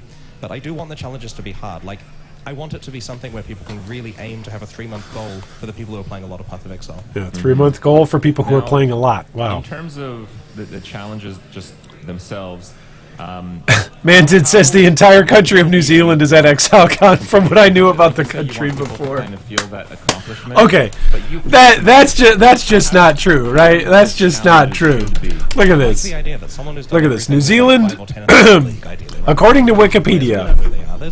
They're the people who are getting to 100 first at the moment. New Zealand There's a lot of has stuff to do. 4 million people. Talking about Come it. on now. There's a lot Come more on coming now. out for Path of Exile, especially in the build up to 401. I really like to have something that motivates people to play as much as they can and really explore the depths of So at what point is a director going to get in Chris's ear, or a producer, and tell him, Chris, we need you at the stage. Let's go. We need to speed this thing Now, up. I'm curious for maybe some of He's the got older 10 minutes to get to challenge his stage and present. leagues. What's the fewest completionists you've ever had in one of the challenge leagues? If you know. I don't have the stats on hand. There are some of them that are certainly harder than others. You Mm-hmm. can tell because Reddit's angry during those 3-month periods. Because Reddit's angry during those 3 months. I don't really. Reddit. Chris just throwing out haymakers at parts of the community like, hey, Reddit, I see you're always complaining about everything. Like challenge leagues. Fight me, bro. There's a different angle to that, isn't there? Well, sometimes you get the ability to make it. Zyda King says, turn your loud-ass mic down. No thanks. Thanks, Zyda King. Thank you for the feedback. Tuned for people like you guys, right? Like we're trying to kill Crypt. You know, it's gonna. You do have a volume control setting on your computer, by the way, We mate. may not be able to release You it do. exactly. That Believe same it or thing. not. We can tune stuff super hard for special events, which is fun. Okay. Do you think Reddit will be happy or angry? Will just Reddit in be general when it comes to 3.0? Happy or angry? Or is there some kind of combination of these two Yeah. emotions? I don't want to jinx it, but Reddit's I'm gonna very be proud hyped. of all our announcements. Like, Reddit will be hyped. Yeah, I think people are going to like them. It's going to be good. We put a lot of work in. All of the 4 When- trailers we're showing are awesome. Yeah, when was the last time Reddit wasn't hyped for an announcement? Reddit gets very upset during the release of something. So soon, like 10, 15 minutes from now, we're starting a trailer that will hopefully really impress people. A trailer! Say we managed to give them, say, 4 trailers. So There's a trailer! Some leaks. There's a trailer! They're going to have a trailer for 4.0! Ease down. Was there anything you really wanted to get people, moisten people's expectations? Do you want to moisten people's expectations? What? I'm going to answer that question later on today because Oh. I did something that was like, I mean, look, anything that was posted on Reddit yesterday was not from us. Like, that's not officially, sanctioned stuff that was being talked about. But we did something a while ago, just to planted a clue for the community, and I don't think anyone noticed. I'll talk about it after. We planted a clue for the community and nobody noticed? What is he talking I about? want to get ready for this. Yeah, I've got keynote. some work thing. Some, I've got to go yeah, through. some work thing. Yeah, thank you so much, guys. I Thank really you. appreciate it, and I'll chat with you guys later on. Enjoy the show. All right, there you go. The producer's telling him, hey, get to stage, Chris. Get to stage. All right. We're 8 minutes away, folks.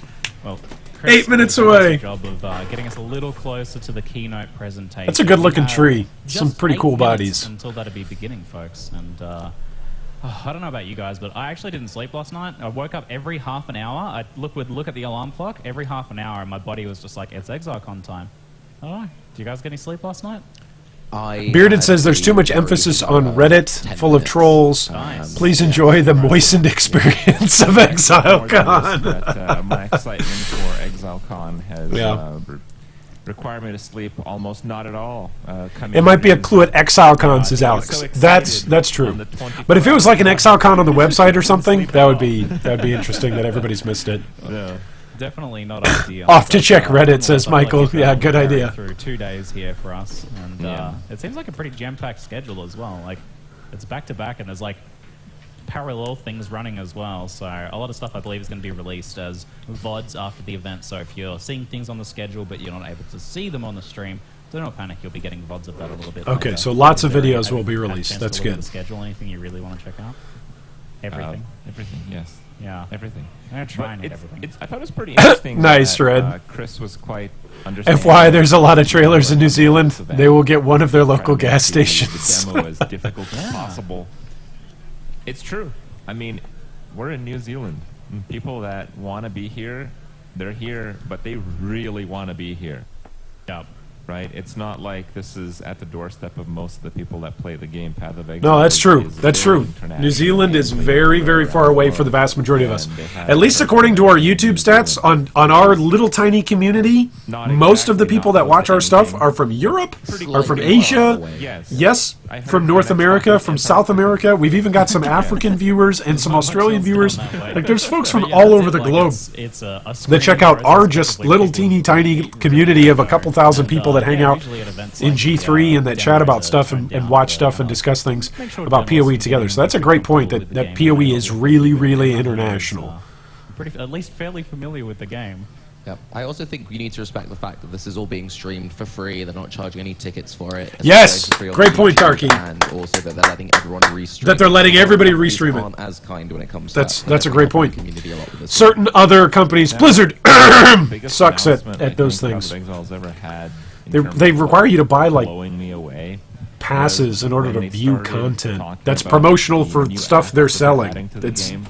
like, imagine anything else that you'd have to They would buy have like a big viewership announcement rights to every- go watch something about every something they're selling. year-ish That's and just, some it's change. interesting. Guys, we're adding a new act. But this act. Oh, Brian says bio break with a refill on hydration. That's actually a then good when it point. came to like, what was it? Is it Act 5, 6, 7, 8? Michael says, hope next year is in the U.S. and they rotate host countries. This is still We going. don't know if Exilecon's going to Still happen going. again. We don't They're know. still Hopefully there will be an talking about announcement parades and this stuff I couldn't this believe. weekend about it. So I wonder if they can top that. You know, I think they'll try. I think they'll try. of course they're gonna try.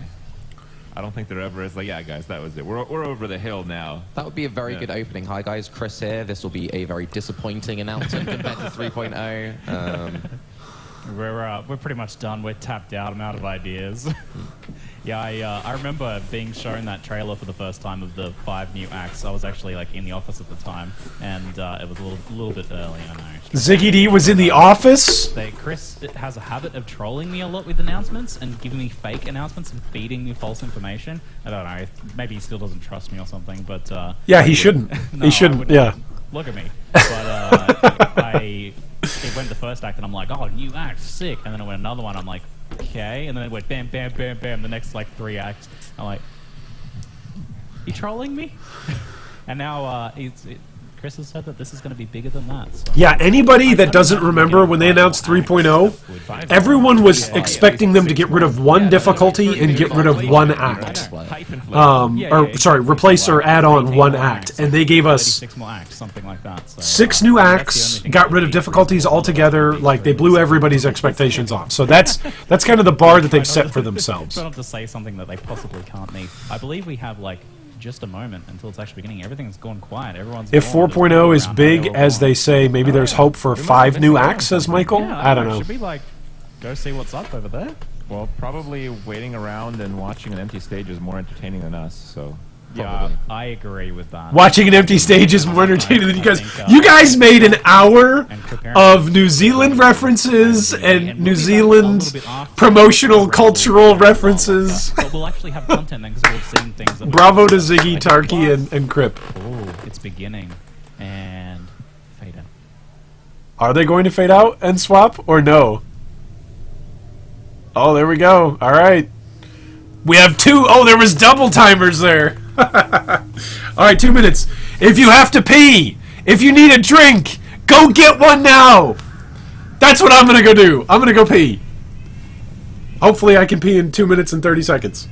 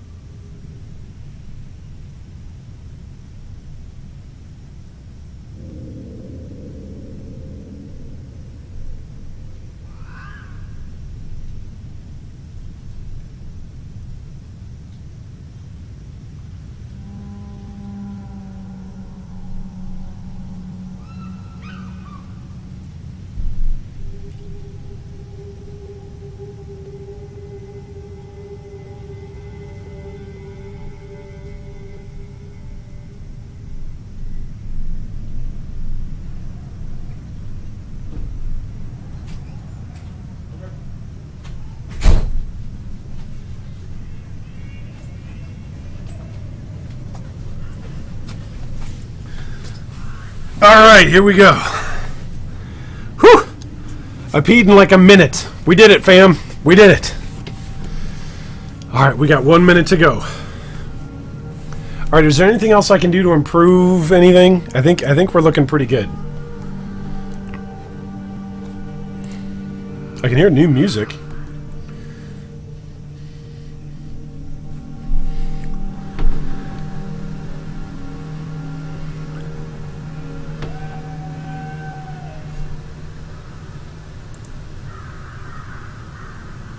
James says, the joy of restarting on hard, only to get your liver ripped out by the first zombie on the strand. Yeah. That was spooky. Wait, what happened to music? Guys, you killed it! This is not me, fam. My hands are here. I have not muted anything. What happened? What happened? They're running the stream on a Mac! No! Why would they do this?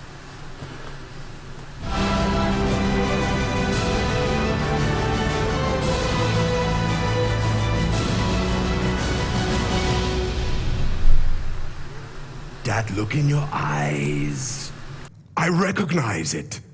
Survivors, just like Aina. That is my name, exiles. Aina Frey, which means lone fighter. For a long time I've searched for a worthy companion, a hunter as fierce and strong and handsome as Aina. I walked the plains of Vastery and found no one worthy. I delved into the Azurite mines, even though my best friend Nico begged me not to. I found many crunchy bugs, but still no hunter. Then I decided there was only one place left to search. The land of New Zealand!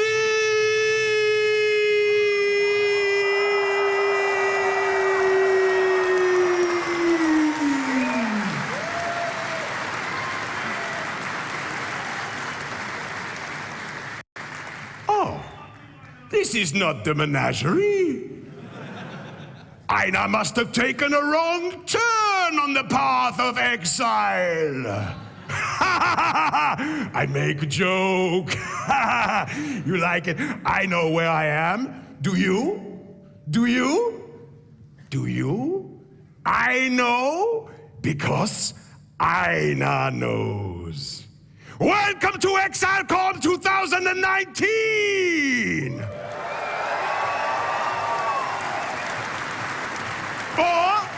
Or, as the local survivors like to say, Kiora! Yes. From the land of the orc, yes. Now, what was I going to say? I have come Oh, yes. We have people here from all over the planet, yes? Yes? Is anyone else blushing on behalf of this guy? Brave to come here I don't know. all this way. But don't worry, here we have at Exilecon shelter, food, and weapons. I hope you bring your weapons, huh? Huh? I brought mine. Come, Shadow, come. This is my shadow. Crossbows? He goes everywhere with me. Crossbows? Now, do we have any beasts in the building? Oh, there's one. I said, do we have any beasts in the building? Oh, yes, I hear you well now. Aina can hear. Well, my beast friends, you know what I like to do with a beast? I like to hunt them and kill them with my bare claws. Well, they're not really bare claws, but, you know, if I can't kill them with my bare claws, you know, I like to use my crossbow.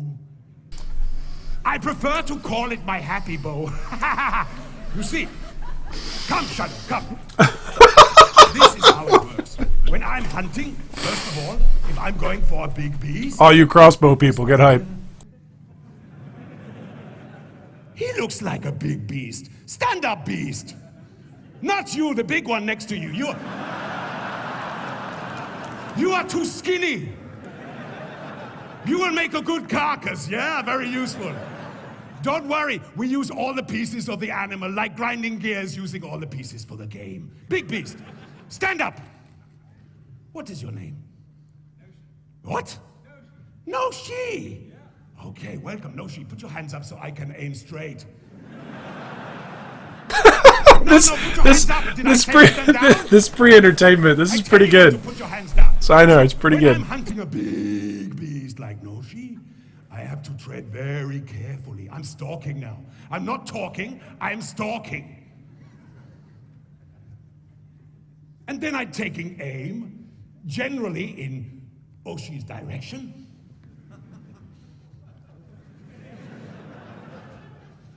And boom, he's captured. You can sit down now.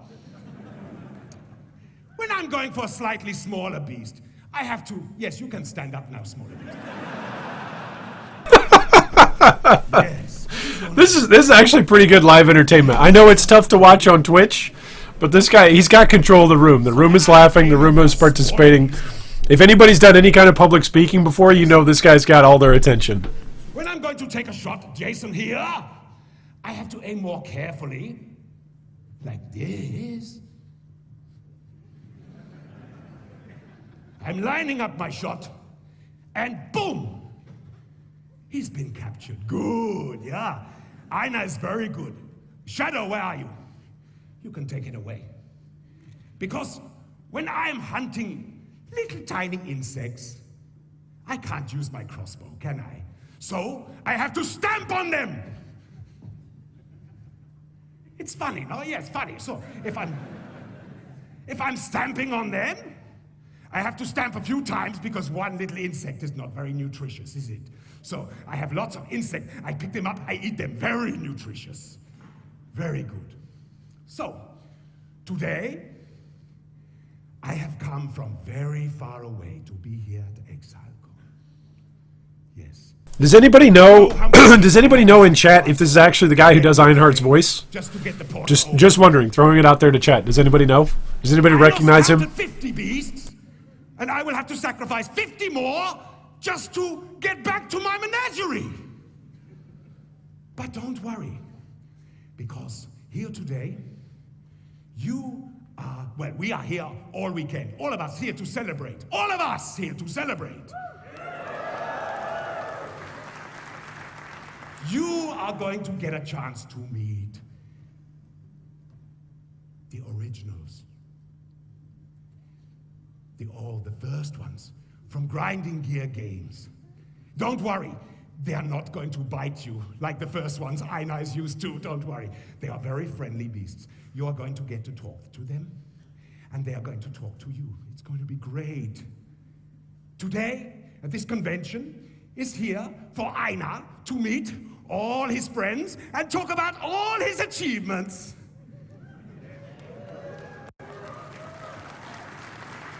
There you go. Mrs. D walked by and said, "Is that guy from The Lion King?"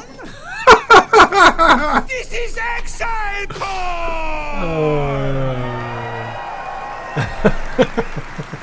Now, if this was Exilecon, things would be very different.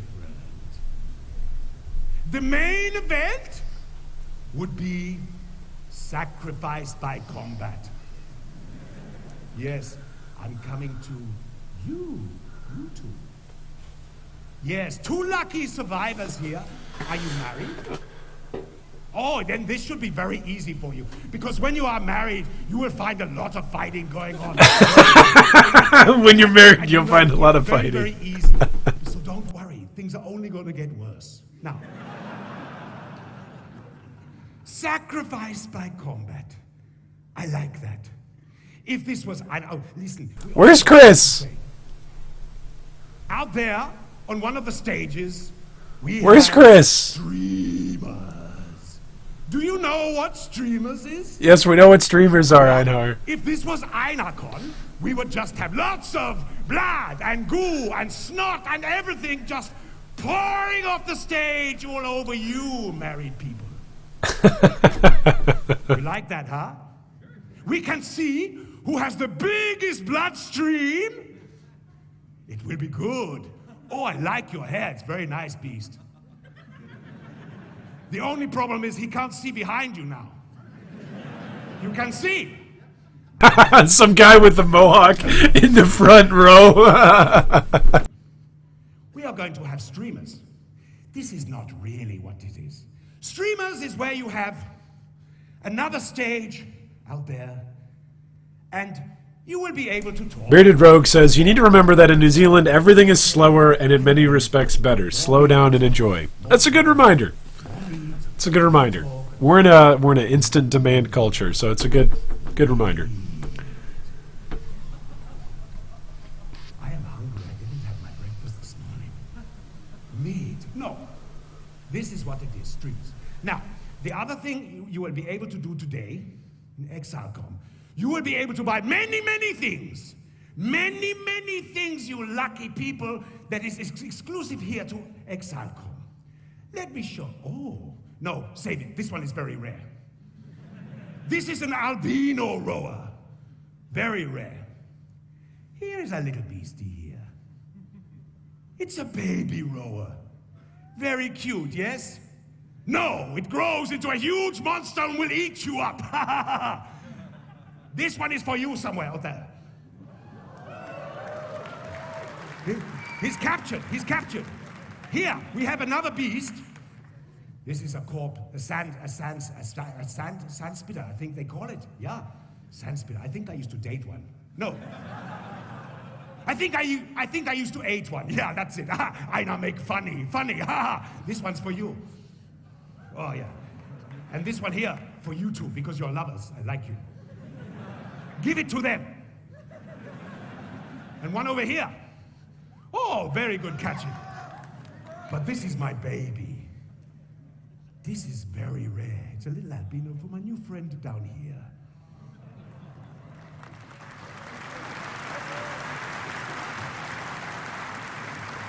So today we are going to have, there are announcements to be made.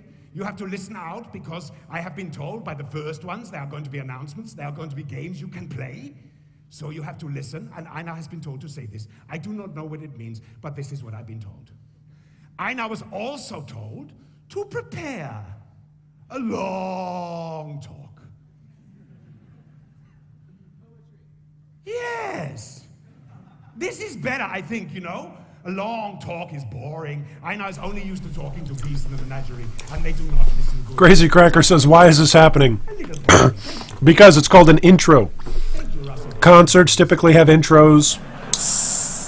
Comedy clubs will have introductory comedians.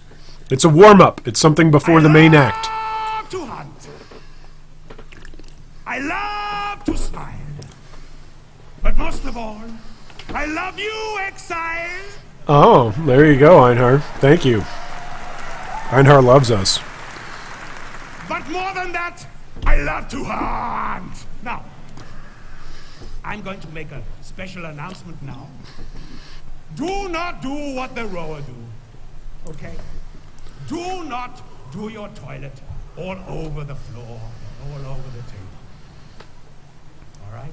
There is... Einhar literally just told everyone, don't Just poo your go pants. into the foyer. Please use that. The announcement's going to be so exciting. Don't poo your pants while you're sitting in New Zealand. Please make your way to the nearest state exit. Don't worry, viewers at home, you all know where your restrooms are. Make your way very carefully, very quietly. And if you do want to light a fire, be quiet about it. Now, I think this is all I have to say. So, without any further ado, I'm going to introduce you now to three of my best friends. They are more beautiful, and they smell better than the beasts in the menagerie, except on patch days. They are the reason Aina exists. We wouldn't be here without them. Please, put your claws together for the three founding fathers of Grinding Gear Games, Path of Exile. Please welcome Chris, Mandatory health and safety Jonathan, check. and Yeah. Eric!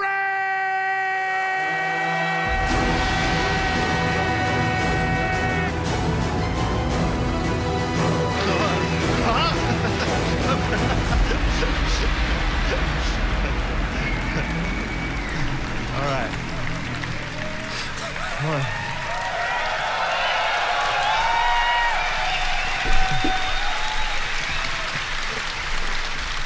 This is the moment. Love you too. Hi everyone, I'm Chris Wilson from Grinding Gear Games.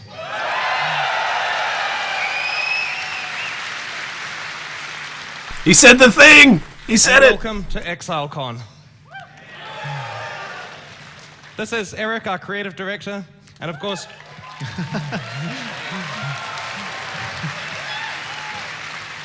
He's responsible for all of the scary shit that you've seen and are gonna see. And this is Jonathan, our technical director. How are you feeling? Everyone, it's pretty scary up here, honestly. You know, like there's Yeah. a ton of people in the audience, ton of people online. It's Yeah, there's 6 digits watching on Twitch, Yep. plus everywhere else, and there's a lot of people out there. Well, it's honestly really amazing that all you guys could join us here in New Zealand. We understand it's really far away from everywhere else in the world. I think like a 12-hour flight to anywhere except for Australia. Hopefully more than a few of you are doing really fun activities in New Zealand, like visiting Hobbiton. That's really good, worth checking out. So we've been preparing the content you're going to see this weekend for a really long time, many years. And after so many years of planning, it's amazing to finally be here on stage to present it. Thank you so much for coming to see it in person. And thank Chris you to looks everyone who tuned in nervously from home to excited. watch the live stream. Yeah. So when we released Path of Exile He does. 1.0 back in 2013, we had around 20 developers at Grinding Gear Games. They fit in one room. That version of the game only went up to Act 3. It was primitive by today's standards, and was the first version of Path of Exile that we were proud enough to call fully released. We knew that to keep the game from getting stale, we had to do something really big every couple of years, in addition to the regular free content expansions. So by 2015, our studio had around 45 developers, moved into its current office, and this allowed us to create an entirely new active content. Now, this isn't version 2.0. this isn't New Zealand history. This is PoE history now. Storyline by a third. While 2.0 was a big expansion, we knew the jump to hit 3.0 had to be a lot bigger. So we expanded the studio to 90 developers and were able to add 6 new acts of content in 2017. That was honestly one of the best moments of my life. After keeping the secret that we were adding 6 new acts, there weren't any leaks, we released a trailer that kept revealing new acts in sequence, and the reactions from the community were amazing. It just made all the hard work worthwhile. So since then, we've been asking ourselves the question, how are we possibly going to top that? Well, over the last 2 years, we've expanded up to 145 developers, And we're really proud to finally reveal Path of Exile 4.0. The gods are dead, Oh, here we go. but left on their own, men will always seek to take their place. Criminals! Your sentence is to be hanged from the neck until dead. Let your souls feed the first ones, and your bodies feed the land. The only result is pain and death. The demon is escaping! Kill her! Get her.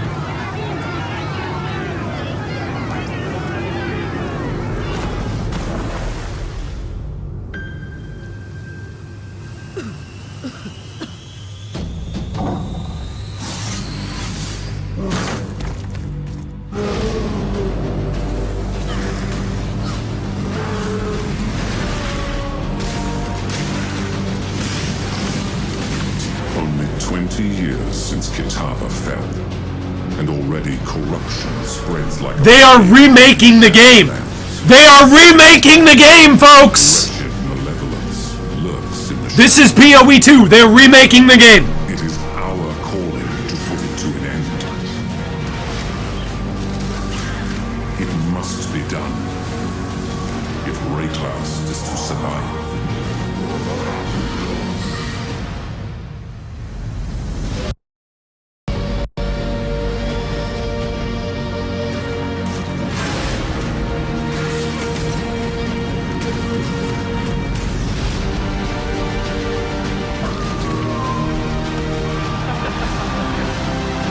Shapeshifting! Shapeshifting!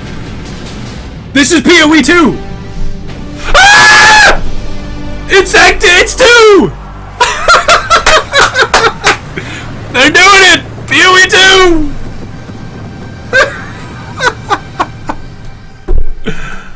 Holy shit! 1 game, 2 campaigns. Okay. Wow. Bravo.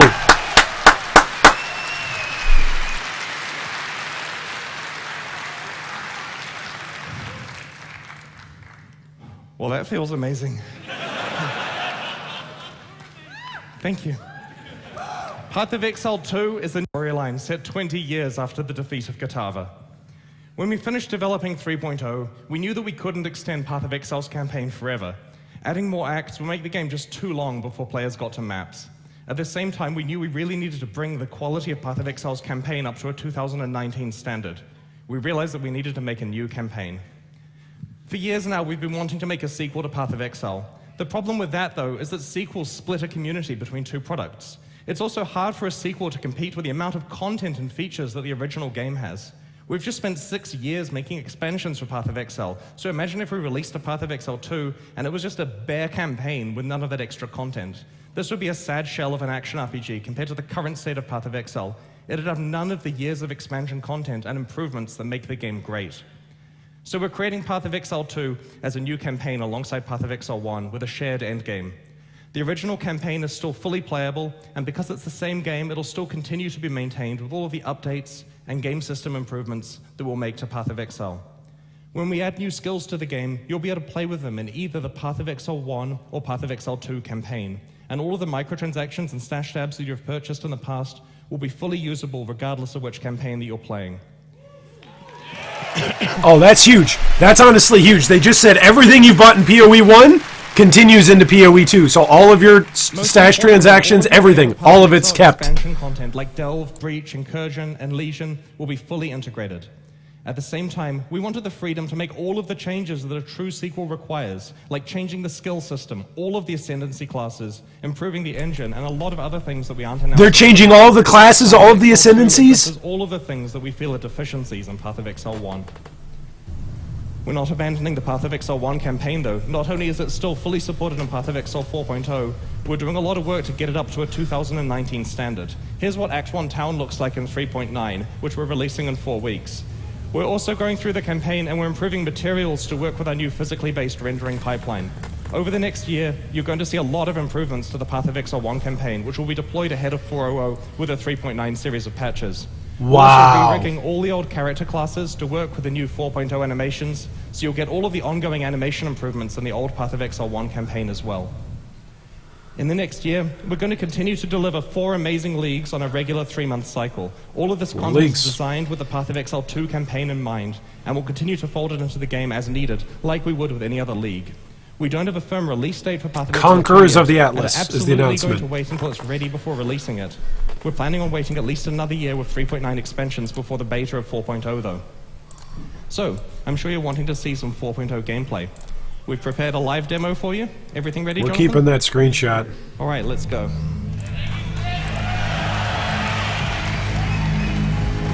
So, today Jonathan's going to do a short live demo of some of the content we have in this build of Path of Exile 2. This is played right live, like he's literally playing right there. We're starting here at about level 11, which is about halfway through Act 1, because we want everyone seeing the playable demo of the on the show floor to be able to experience the start of Act 1 without having any of the surprises spoiled for you. So right away, as Jonathan plays through the graveyard, you'll notice the massive improvements we've made to the Path of Exile engine since 3.0 was released. Environments, characters, and items all use physically based rendering, which gives the whole game a realistic look. We have new main character class models with all new animations and completely new item base types. Most of these have physics for many of the little details, which look a lot more awesome than before. Yeah, the game looks a lot better. Yeah, it does. It does. Wow. We've put a lot of work into updating skill effects. For example, when you fire a split arrow, you'll really feel the individual arrows because they can stick in objects and they can bounce off others realistically.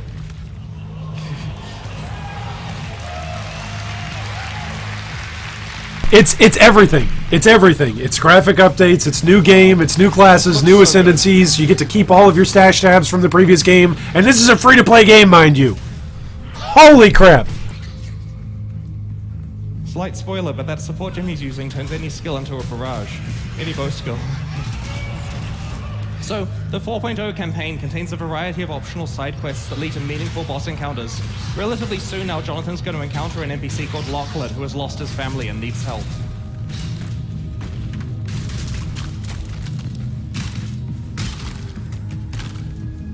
My family, where are they? Isabel and the boys were only to be gone for a few minutes, but it has been, I don't even know how long. Hours at least. Days, weeks. What season is it? Stranger, I know we have just met, but I'm so worried about them. PoE 2! Have fallen into a sinkhole or been choked by grave dust. Please, could you see to their safety? I think the emotion you hear in Chris's voice is not that he's nervous, it's emotion from showing all of this off. I think that's what that is. For a long time is to make fundamental changes to Path of Exile's skill system. The skill system in PoE is really cool and versatile. Personally, Oh, is he going to open up a new skill tree? Is this going to be a new skill tree? Things about it. We really wanted to find a way to address all of the shortcomings while not sacrificing even a single bit of the functionality that we already have. So, you can see in the inventory here, there's something missing. All of the sockets on the items. This is because in Path of Exile 2, you no longer put gems into your items. Instead, the skill gems themselves have sockets, as you can see here, and there is a dedicated screen for socketing them. Jonathan's going to change his split arrow skill for ice What? and add some support gems to it. There is a skill gem? There are some really big advantages here. For one, every single skill gem in Path of Exile 2 can be a 6-link. This is going to cause huge changes in how players design character builds. In the past, players didn't want to have more than one primary attack skill because you could only have 1 or 2 6-links on your character. Now it's totally viable to have a lot of powerful primary attack skills with full support gems. The thing I'm really happy about, though, is you don't have to screw around with your gems all the time when you're leveling. Check out this bow here. The socket colors are the same between the two bows. They're both 4 green sockets, like every other bow in the game. And this means that when you find a new item, you just slap it on. You don't have to think about getting fusings and jewelers out, because you do that on the gems themselves. As we swap between the bows as well... So you link gems now rather than items. And for clarity, this means that in-game, when you're trying to roll your perfect item, you can focus on the mods and separately on the sockets and the skills. So you'll see here as Jonathan swaps the bows, the DPS values for all your skills updated at a glance, and that's because we've completely changed how the character screen works and so on. Jonathan will go into more detail later today. DPS numbers are shown there It's too. still possible to fine-tune socket colors on items if you need to, but because everything that drops has fixed sockets, it's way easier to just pick something up and put it on while you're leveling. For For new players, another really great advantage is it's now impossible to socket a support gem into a skill gem it doesn't work with. For example, multiple projectiles here just can't go into Leap Slam, but as you can see, it works on the other bow skills.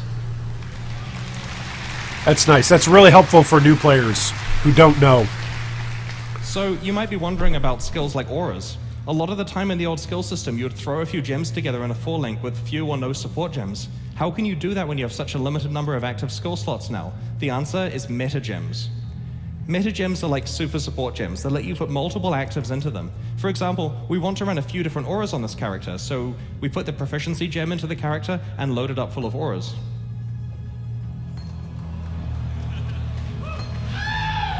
It even gives you a single keybind you can use to cast all of the auras with one click. Oh! Auras can all cast with one click. There we go.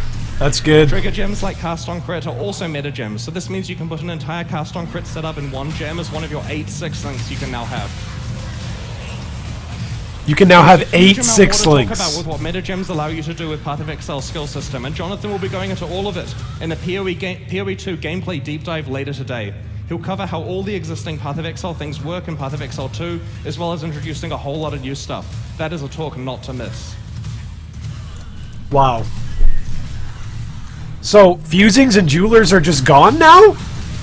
He said you're still going to use them, but you're going to use them on the you're seeing here for the gem now. 3.9 content, so you'll get to see that much, much sooner.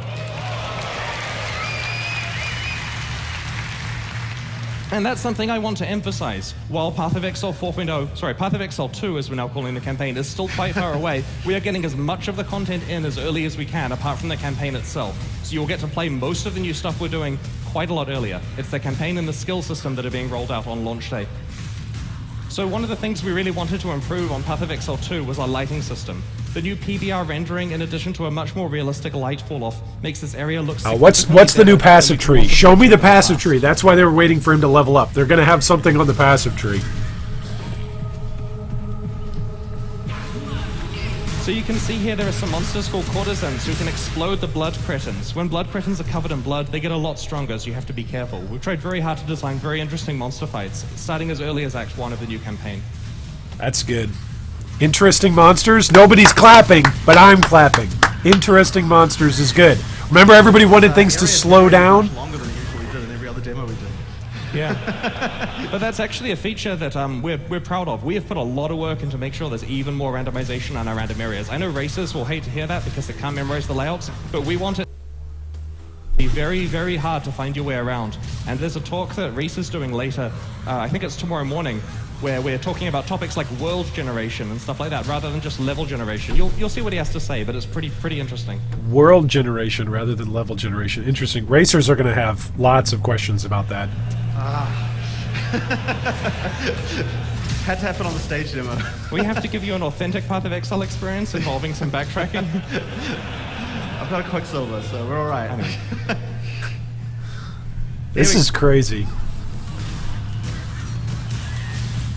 Oh, this run-through is going a lot better than some of the rehearsals we did. It turns out some of the monsters hit pretty hard if you're not good at it, so... What's that, sir? Yeah, you gotta level your gems up, Jonathan. Oh, it's terrible. Level up your gems!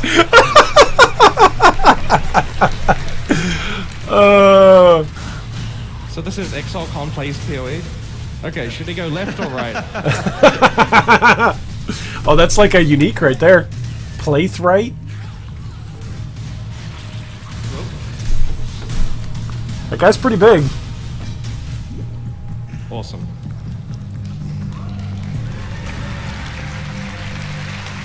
Man, look at the load time on that. The load time on that was almost instant. Make them stop. They're whispering. They're screaming. Open up your passive tree, Jonathan. I want to see your passive tree. You're still moving. You're still here. I want to see your passive tree, Jonathan. Oh, first boss. Okay. Holy moly.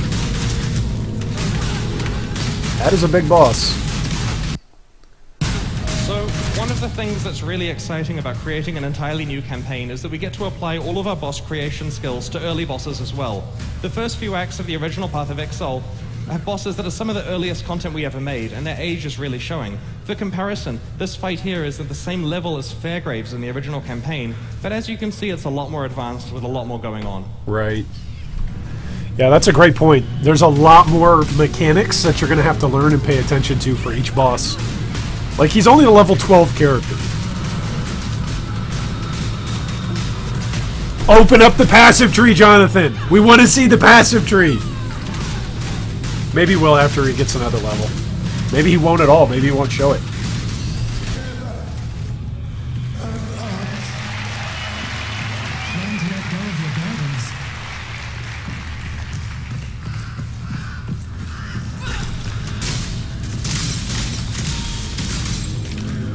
It's like a shotgun ballista totem.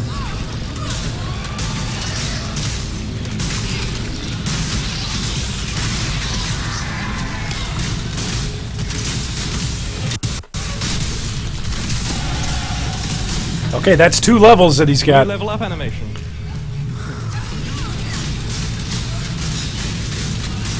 It does say he's a ranger. Shapeshift wolf gem. He's got that shapeshift wolf gem. Show us that. Shapeshift. Shapeshift, Jonathan! Shapeshift! Show us your shapeshift! So here we are in Einhar's favorite place, the hunting grounds. Now, we're ready to show you something that players have been requesting for a really long time. You've seen it, in Path of Exile 2, we finally have shapeshifting.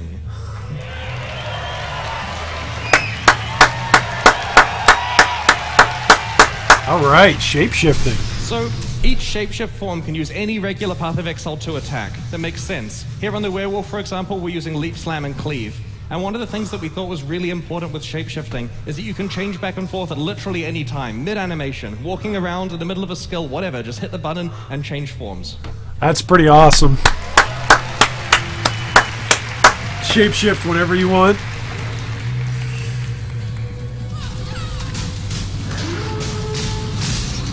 That's a pretty awesome druid right there.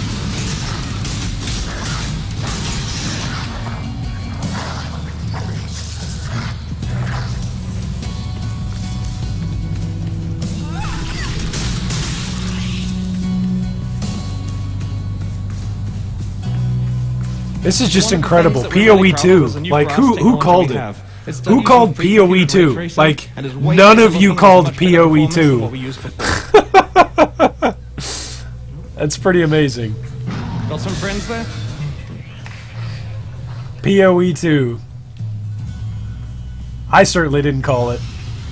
Oh, another boss. The Crow Bell.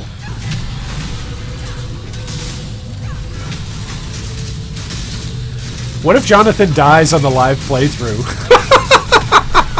That'd be pretty hilarious.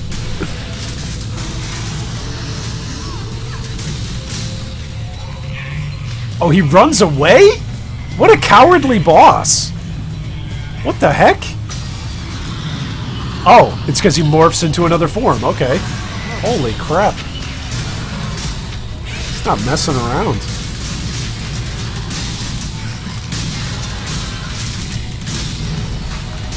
Dude, you needed to spend some of your passive points, Jonathan. Show us the passive tree of PoE 2! Oh, Jonathan, dude, don't die. Yeah, this is extensive gameplay footage. Just beats the heck out of anything that Blizz showed. What a shock, right? GGG wins again. Oh, that's a pretty good move. Holy moly. Oh!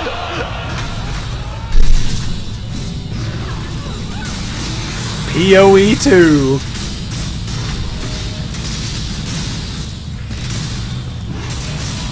He's got another mechanic? Oh, he's got a bell now. That's why he's called the Crow Bell, right? Because he's a crow and he has a bell? You know, that's actually that's pretty interesting. Instead of having a phasing boss just be like, hey, he's just going to stand here. But to have it be a phasing boss that moves to different locations, aka what they do with the Sand Queen. That's interesting. It certainly slows down racers, like by having a phasing boss, but it adds interest, right? It makes it more interesting to interact with.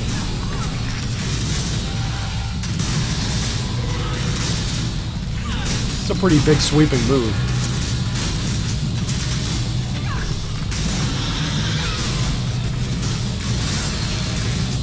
It was like a shield charge attack right there.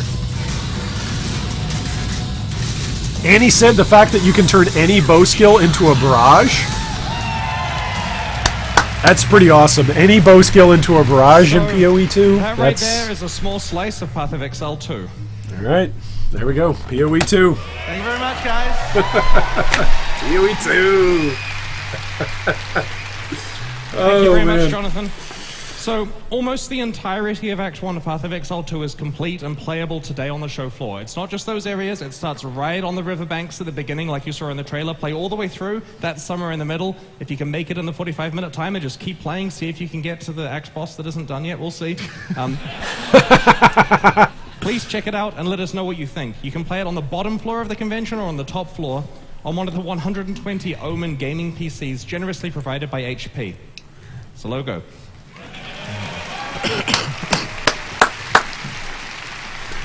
So, as I said, the demo on the show floor is played right from the start of Act 1. It has quite a lot of different content than what you just watched. If you're watching from home, the best way to see this demo, because you can't play it unfortunately, is to watch one of the streamers who's going to be playing the demo throughout the weekend. The first of these is at noon in New Zealand time in 90 minutes when Kriparian plays while chatting with Jonathan.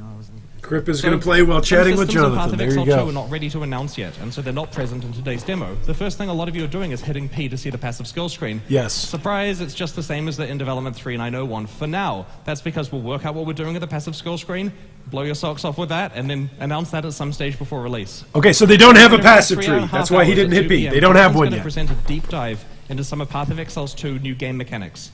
A closer look at the new skill system, metagems, 19 new ascendancy classes, and more. 19 new ascendancy classes. So, you definitely need to be here at 2 p.m. to watch that, but conveniently, it's after my 1 p.m. deep dive about 3.9.0, which is equally good, so just, you're here for the afternoon, basically, and if you're watching from home, I'm sorry if you live in Europe right now. If you're watching at home, I'm sorry if you're... To all of our European viewers, I'm so sorry. Campaign in 4.0. How about the end game? Well, it's been 2 years since we launched War for the Atlas, which was our last substantial endgame-focused expansion. So we feel it's high time for some big changes. What we'd like to show you now is what's coming in Path of Exile 3.9, which will be released in 1 month. Endgame changes in 3.9? Okay, here's 3.9. Here's 3.9. But this is important. Yes, he said 19 new ascendancies. I worked with a group of exiles once, much like yourselves.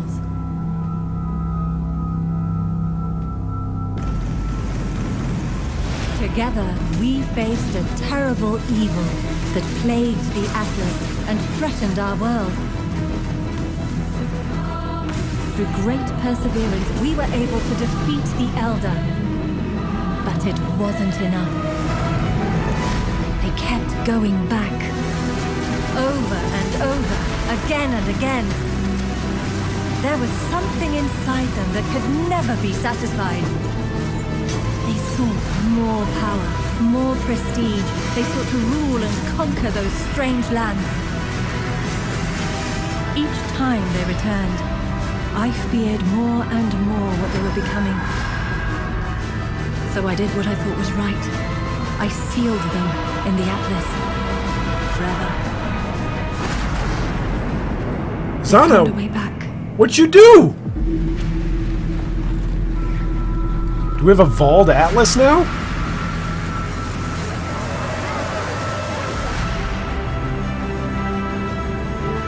A new endgame story in 3.9? What?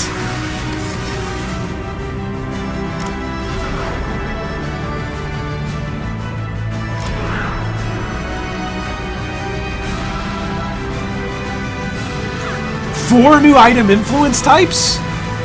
Not just Shaper and Elder.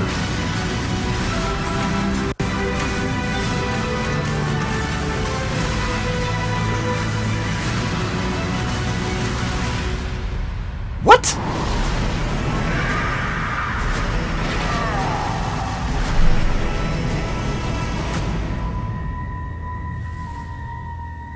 Zana Betrays Us, December 13th, folks. Mark your calendars, December 13th. Holy moly. Path of Exile Friday the Conquerors of 13th, Atlas Zana is an betrays expansion us. With a new endgame Atlas storyline set after the defeat of the Elder. The exiles who defeated him have become a danger to Rayclast, so Zana has attempted to trap them in the Atlas. I guess there's only so much grinding you can do before you go insane, eh? From what we can see, Havoc and Steel Mage are both pretty close to that point right now. So when you first open the Atlas in 3.9, it's going to look significantly different. First of all, you notice you now start in the center of the Atlas. But the much larger change is there are only 91 maps to start with. In order to unlock the rest, you're going to need to find and defeat the Conquerors to take back Watchstones and socket them into the Atlas. Socketing one of these Watchstones into a region of the Atlas will both level up the tier of maps and reveal new maps. You can socket up to 4 Watchstones into each region, revealing all the maps and eventually raising the level of the entire Atlas so that every map is between tier 14 and 16 if you want. Every map gets between 14 and 16. Okay. Because you can socket and unsocket these Watchstones whenever you like, you can completely customize which maps you're finding on the fly as your strategy changes. Yep, it's amazing. You're gonna fight 4 of the Conquerors many times as you play through the new Atlas. These are challenging fights, so it's only fitting that they have some special rewards. If you're lucky, a Conqueror might drop a new type of support gem that we're calling a Support Gem Plus. These new gems are better versions of existing supports, which at level 1 are more powerful than the level 20 versions of the ones they replace. So this has an additional fork compared to the normal one, for example. Okay, there's plenty more stuff to discuss about Conquerors of the Atlas. For example, how do you get these cool new currency items? We'll go into more detail about this, along with the Support Gem Plus system, the final boss fight, what's replacing Shaper and Elder Rares, new skill and support gems introduced in 3.9, and more in the deep dive presentation. All right, we got to look at that picture later. Like every other Path of Exile expansion, Conquerors of the Atlas also contains a new challenge league, and we have a trailer of that league to show you. Another trailer, okay. Take a clean knife and cut a sample of flesh. Repeat 4 times. Mix the 5 samples in an equiphometic solution. Heat. Stand back. The intrinsic darkness will make itself known. Observe its anger, its aggression. Observe its changing form. It's never comfortable to stay in one shape for long. It will try to kill you. Best not let. Is this the Operation League? Plunge the clean knife repeatedly. Try more heat. More. Perfect. Only every living creature to go. Is this the Operation League? Where, like, you're playing Doctor and creating different bosses?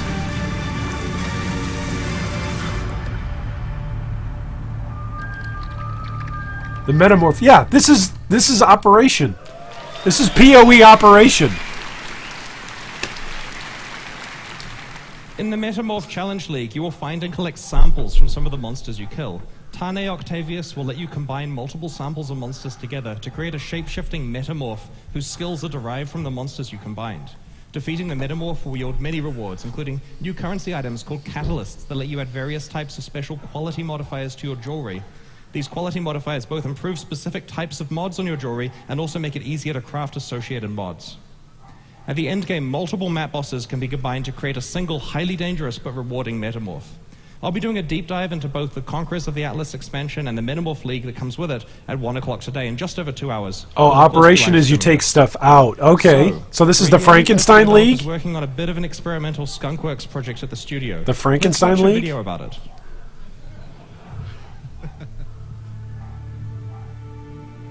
So mobile games are kind of bullshit, right? You know, pay to win microtransactions, time gates, energy bars, random nag screens. He's talking about mobile games and shitting on them. The idea. There's really a lot of evil garbage going on in mobile games today. But in 2012, when you first released Path of Exile on PC, you really could have said the same thing about a lot of free-to-play games there too. So this is what it looks like. They're doing PoE Mobile! 5 flasks. PoE Mobile! To see on any Path of Exile game. What? One of the major benefits of this project was the tech we've developed. Mobile Fall Guy. This is a troll. This is a massive troll of Blizzard. Our goal is to bring Path of Exile to mobile with absolutely zero compromise. We wanted to make something that is a real Path of Exile game. We didn't just farm it out to an external studio. It's developed entirely by our team here in New Zealand. The only thing that's fundamentally different between phone games and PC games is that you expect to play for shorter game sessions on the phone. Maps are a perfect length to have the quick turnaround time required for mobile gameplay while retaining all of the deep systems that Path of Exile players expect. They just took a massive dump on Blizzard! They just took a massive dump on Blizzard! Back then, we really felt like we could do free-to-play on PC without all that player-hostile stuff. So we thought, maybe we can do the same thing on mobile. Maybe we can make a game that bucks all those bullshit trends and make it something that's a good game first, that just so happens to be played on the phone. Oh! Oh! So many people at Blizzard are committing Sudoku right now. PoE Mobile!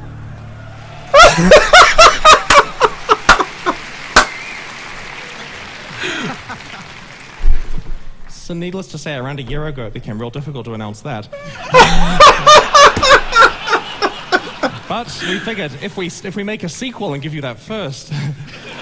So, look, the mobile project is really experimental. We haven't really fully decided where we want to go with it yet, but we welcome feedback, and our plan is basically have it at the show floor. It's upstairs in the chill-out zone, which is secretly a mobile zone all along, and it's marked as a chill-out zone on the map to fool you. And play the game, let us know what you think. And on a personal note, this isn't scripted. Oh my so goodness. Note, I was apprehensive about this project, right? Like, I was unsure we'd be able to do it, but playing the build this week, it's good. It runs fast. Do you guys have phones? Let the Do you? Talking. We're going to get Ziggy to play it with Trevor, the mobile Fall guy, later in one of the stream sessions. So we'll see his actual legitimate reactions. And let's make it a good product together, because we all want to be able to have something fun to do on GGG looks at whatever Blizzard does wrong and then does it way better. All right.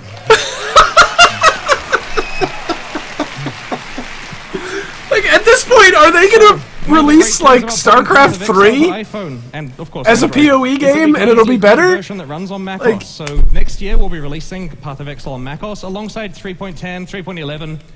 Now, this is going to be the same version as the PC version. It plays on the same servers. It's the same game, not segregated. It's just that you play it on your Mac, so you can play it at work. So, I'm also pleased to announce Path of Exile's third collaboration with Twitch Prime. Just before the release of Conquerors of the Atlas next month, we'll be launching a 3-month promotion where Twitch Prime members receive a free set of microtransactions every month.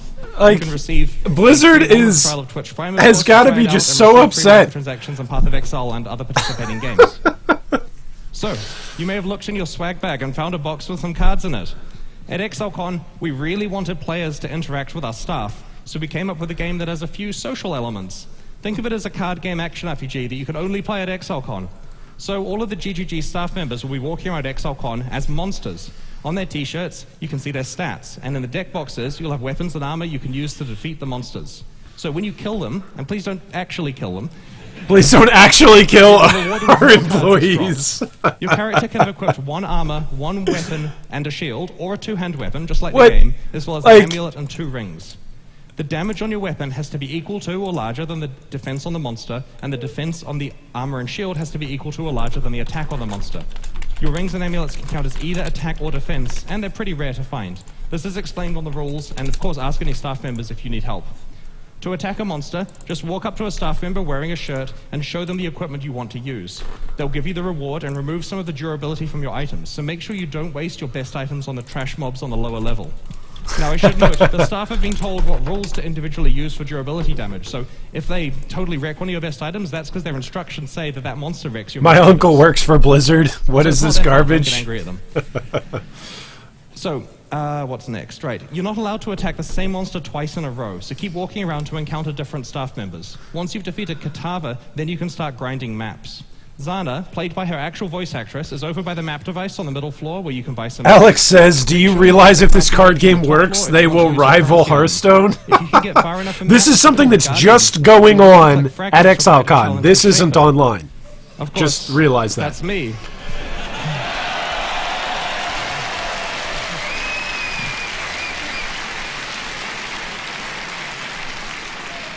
While I'm going to be super busy during the convention, I'll make time to talk to anyone at the Twitch after party who can bring a set of fragments to challenge me. There's one other thing I wanted to mention. Thanks, I know who you are. I know the account name. There's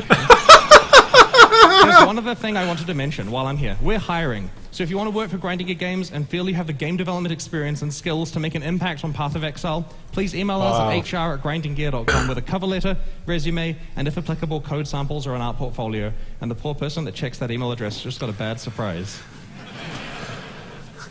Okay guys, so it's time to go and explore Exilecon. In addition to the card game, there's heaps of other things to do. You should definitely play the gameplay demo of Act 1 of the Path of Exile 2 campaign. Upstairs you'll find a PoE 2! PoE 2! Online at pathofexile.com/exilecon is your schedule that shows what talks are happening. Who had that? And what time your favorite Who had that? Developers PoE 2. Greet sessions. We're appearing on the streamer stage to answer questions and play Path of Exile 2. Tomorrow, Riker will interview my personal heroes, David Brevik and Max and Eric Schaefer, founders of Blizzard North and creators of Diablo 1 and 2. That's going to be a session you can't miss. You'll probably also watch the racing finale tomorrow to see who is going to be crowned the Exilecon 2019 race champion, winning $10,000. Finally, don't forget to check out the 3.90 and 4.0. 4.0 is PoE 2, that's right. Heaps more information about the new expansions. It's amazing. After all of that, we'll see you at the Twitch after party tomorrow night to relax after a long and very busy weekend. Those of you that missed the trailer, by the way, we're going to watch the trailer in just a second again.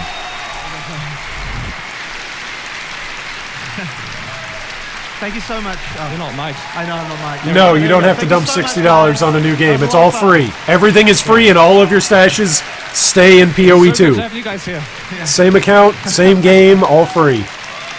That's great. Awesome. All right. And PoE Mobile. It feels like we worked towards this for 13 years now. Yeah. All right. Game ready. See you around Exilecon. I'm the Elder, by the way. Yep. I'm gonna see you guys later. So we've got the Elder and the Shaper as bosses for this Exilecon card game. Okay. All right. So I don't even want to listen to whatever reaction is there. Those of you who are just joining us now, this is what they announced. They announced PoE 2. So we're going to watch that right now. That's what we're going to watch. So if you did not see this trailer, if you were not here an hour ago, they announced PoE 2. So here it is.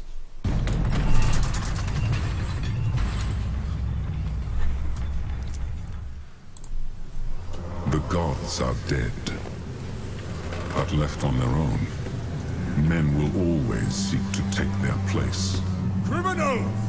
Your sentence is to be hanged from the neck until dead. Let your souls feed the first ones, and your bodies feed the land. The only result is pain and death. The demon is escaping! Kill her! Get them.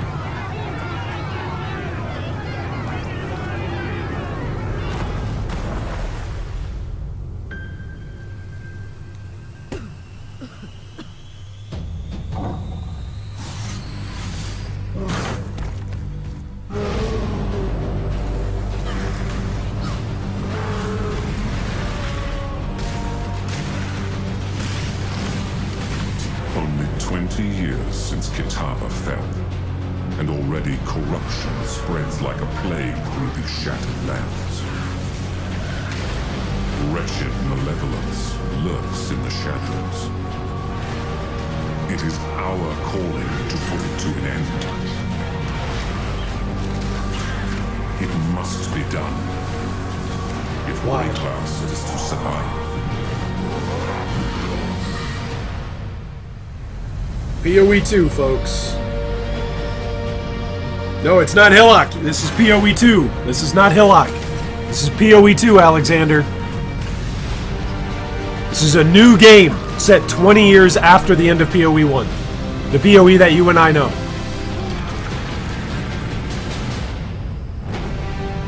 There it is, PoE 2.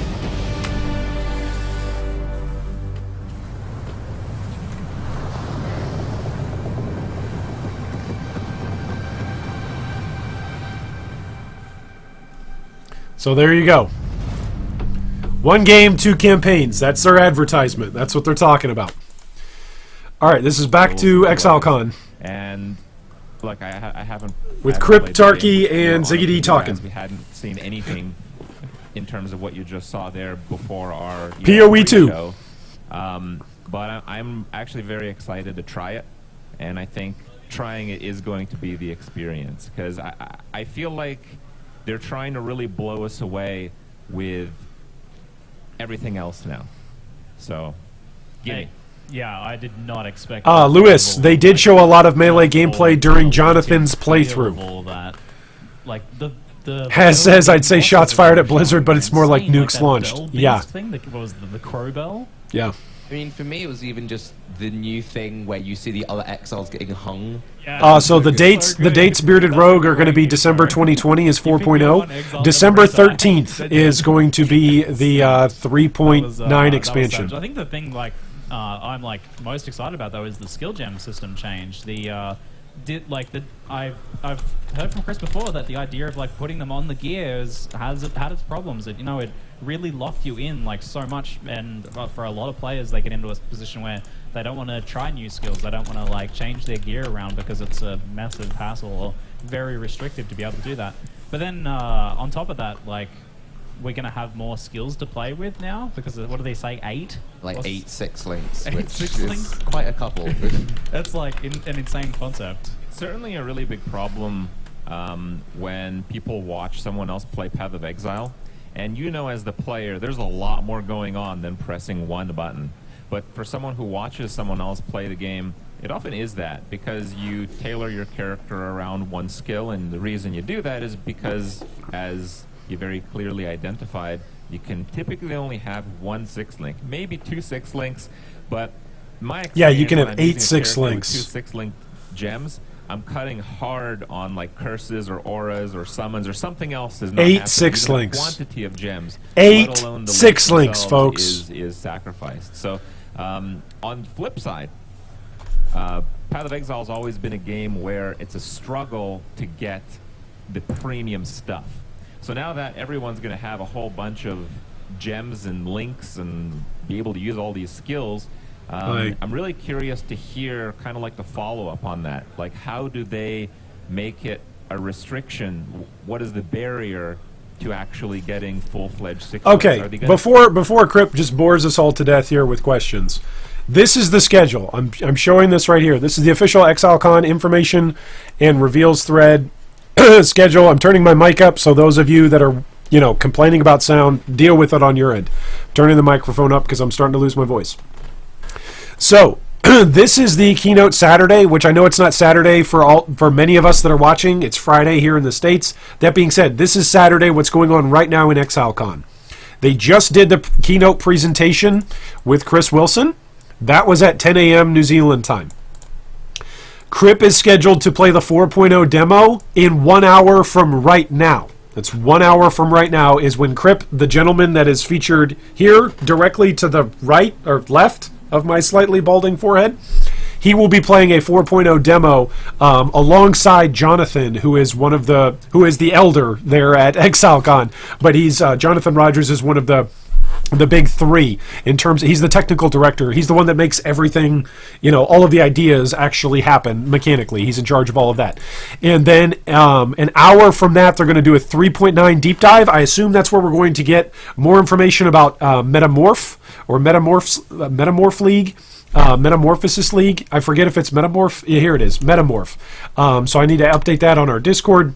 And then the 4.0 deep dive is going to be an hour from that. So we're going to be streaming as much of this as we can here today. Then the schedule for us right here on G3 is going to have a discussion video that's going to come out with all the information about this on Monday as a summary statement. And then we'll go from there. Volts Audulus, you said I am kind of feeling a bit disappointed.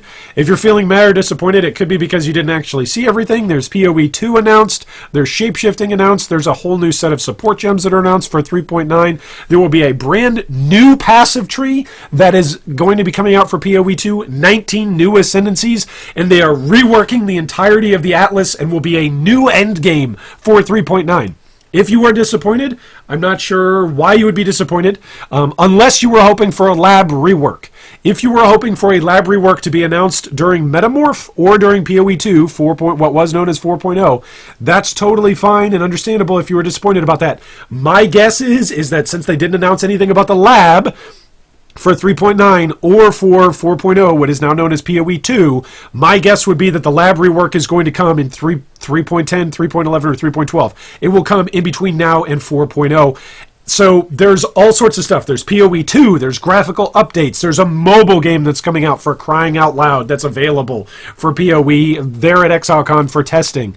Like, basically everything people wanted. There's going to be options to slow the game down. All of the present content that is in Path of Exile is going to be continued in PoE 2.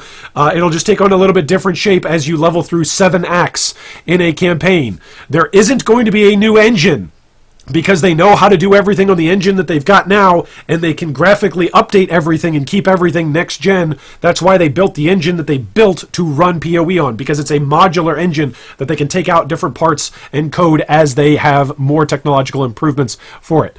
I will be right back with much, much more, but we are going to tune back into the stream with Ziggy D, Tarky, and Crip. And then over the next hour, we're going to conglomerate, pull together some of the info that we've got, and then eventually watch Crip play 4.0, which is now PoE 2. Giraffe. Why are we here, right? Absolutely. Yeah, I never thought they'd do the shape-shifting, because it's like they have to do all the new animations, they have to do all that stuff, and then you maybe get like locked into limited skills and stuff. But Chris said that it's going to be, you'll be able to use basically any other skill that makes sense. I don't know if you're going to be able to shoot a bow when you're in werewolf form, but at least like your melee attacks and stuff should work, it seems. I mean, the thing which is particularly cool about that is, like, leading up to the event, there's been lots of like random streamers trying to guess what it is, and I've had a lot of arguments with Noogie in particular. It's like, Tarky, they're never going to do shape-shifting. So I'm really looking forward to rubbing it in his nose later when I see him on the Bay class, just like, so about that shape-shifting we're not seeing, you know. I never expected it. I was on Noogie's side. They were never going to do shape-shifting. Not worth it. But it looks sick. It looks so good. And the like instant transformation and like it kind of washing away as you're transformed out of it. That I do like that idea that you can kind of like seamlessly toggle between it, because depending on how they design it, if it's a certain sort of buffs, but maybe it has some drawbacks or something like that. Maybe it's slower, but tankier. It's Path of Exile. There's certainly some drawbacks in there. Yeah, exactly. That's how the game works. And that's what's that'll encourage you to like change back and forth, you know, and that's great. That's so druidic as well, the idea of changing a lot, not just always being in that form. Still kind of like reflecting on everything that I just saw in there. There's so much in a short period of time. I'm sure people on Reddit are going to be going crazy over everything. But I mostly am kind of repeating myself in my head right now, the significance in the game engine improvements. I think it's going to allow them to push out content in a better way. So it's kind of like a soft promise for better content, which is surprising because, I mean, I think Path of Exile does do some of the best job in the industry for their update cycles. At the same time, we've grown to love this grittiness in the art form that is Path of Exile. I never really imagined Path of Exile being a different game visually in any way, right? I never thought that there would be a Path of Exile 2, let alone graphically, right? They still kind of captured how the grittiness of Path of Exile works, but it's so like super realistic that I think it'll appeal to people that didn't enjoy the grittiness of Path of Exile. I think through Path of Exile 2, even like take away all the gameplay improvements, all the skills, all the campaign, all the acts, take all of that away. I think Path of Exile suddenly becomes a game that appeals to a much wider audience. Obviously, everyone here loves the grittiness, but there's a lot of people out there that just, you know, they need something hyper realistic, or they need something hyper cartoony or something. It's a more widespread potential to appeal to an audience that I think this is a big deal. A lot of people play these games because of the community, and the Path of Exile community has always been a strong point. I hope you guys are inviting, but I think there's going to be a lot more people that are going to be part. So you guys better be nice on Reddit. I think that trailer's going to go a long way on the internet. and I think a lot of people are going to start looking at Path of Exile as their new main game. So be nice, guys, and let's see what we have in store. I think the thing as well is, and like it won't show as much here because there's a slight separation, but for most of that trailer, there was lots of just me and Ziggy just going, whoa, look at it, it looks really cool. Just like saying Path of Exile 2 is kind of weird, just to be like 2 on the end. But it looks amazing, and I think it's also the fact that the trailer looked good, and then the gameplay looked good, and good, very good, very good. Good is like a 7 out of 10 for me. I would go quite a bit above that. Super, super good. It looked. Wow. They got me on here for my amazing words. It looked many goods, and the fact that it wasn't just a case of. What about like good to the good, like to the power of good? Yeah. Good squared. Good squared. I think we should stop this because we'll go on for 20 minutes. But Good wordsmithing, Taki. it looks nice. So basically, not only does it look nice, and Chris said nice words, but it was the fact that you could actually like see it backed up in the gameplay and what Jonathan was playing. And what often happens when a new game comes out, I see the cinematic, I'm like, this looks awesome, and then I get less excited the more I see. I'm more excited after that, and. Yeah, they weren't afraid to like get in and show actual gameplay demo. I expected a trailer. I expected, some like explanation. I was expecting but death. What was that 1 HP thing? Someone disable his potions. Jonathan just clutching it through. But the live demonstration was sick, and as you get those unscripted moments. It's like, oh, the level's a bit too long, or I got lost in backtracking. It was like, yeah, it's still Path of Exile. Everything was over the top. Like, now that you mention it, people take that for granted. They companies out there, they announce their game, they're like, here it is, and it's an extremely edited, out of like beta clips pieced together.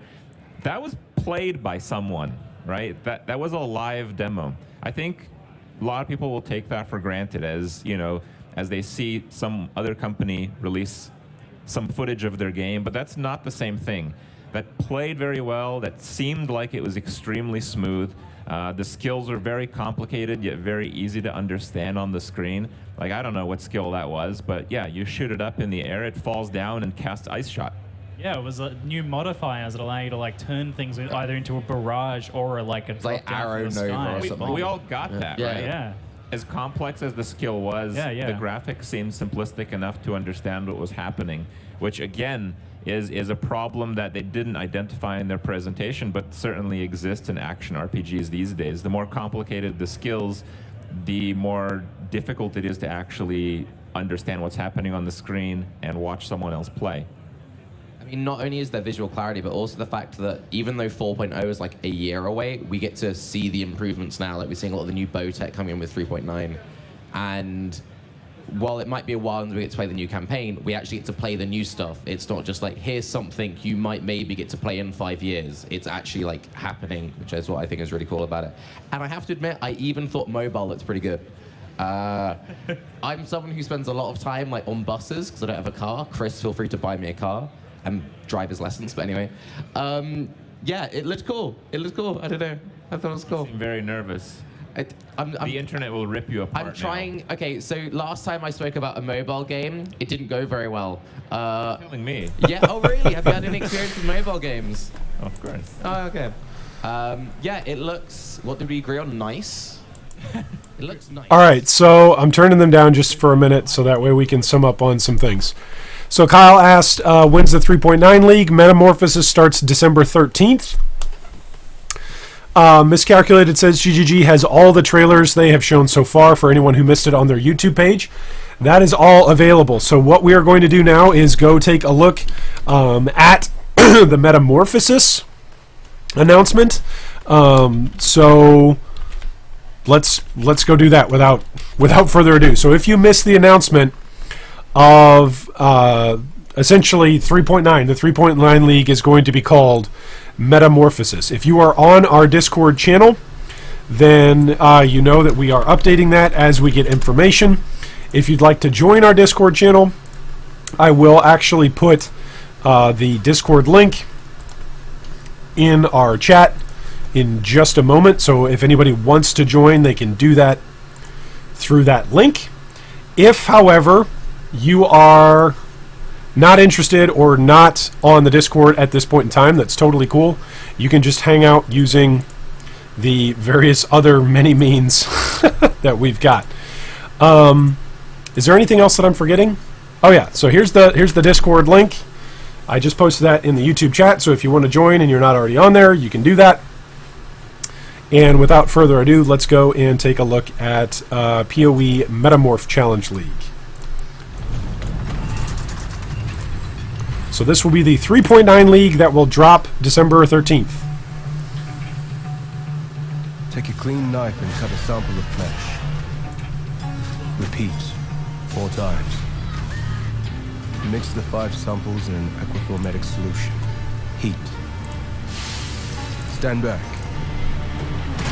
The intrinsic darkness will make itself known. Observe its anger, its aggression. So this is coming in what? Less than a month. Form. Never comfortable to stay in one shape for long. It will try to kill you. Best not let it. Plunge the clean knife repeatedly. Try more heat. More. Perfect. Only every living creature to go.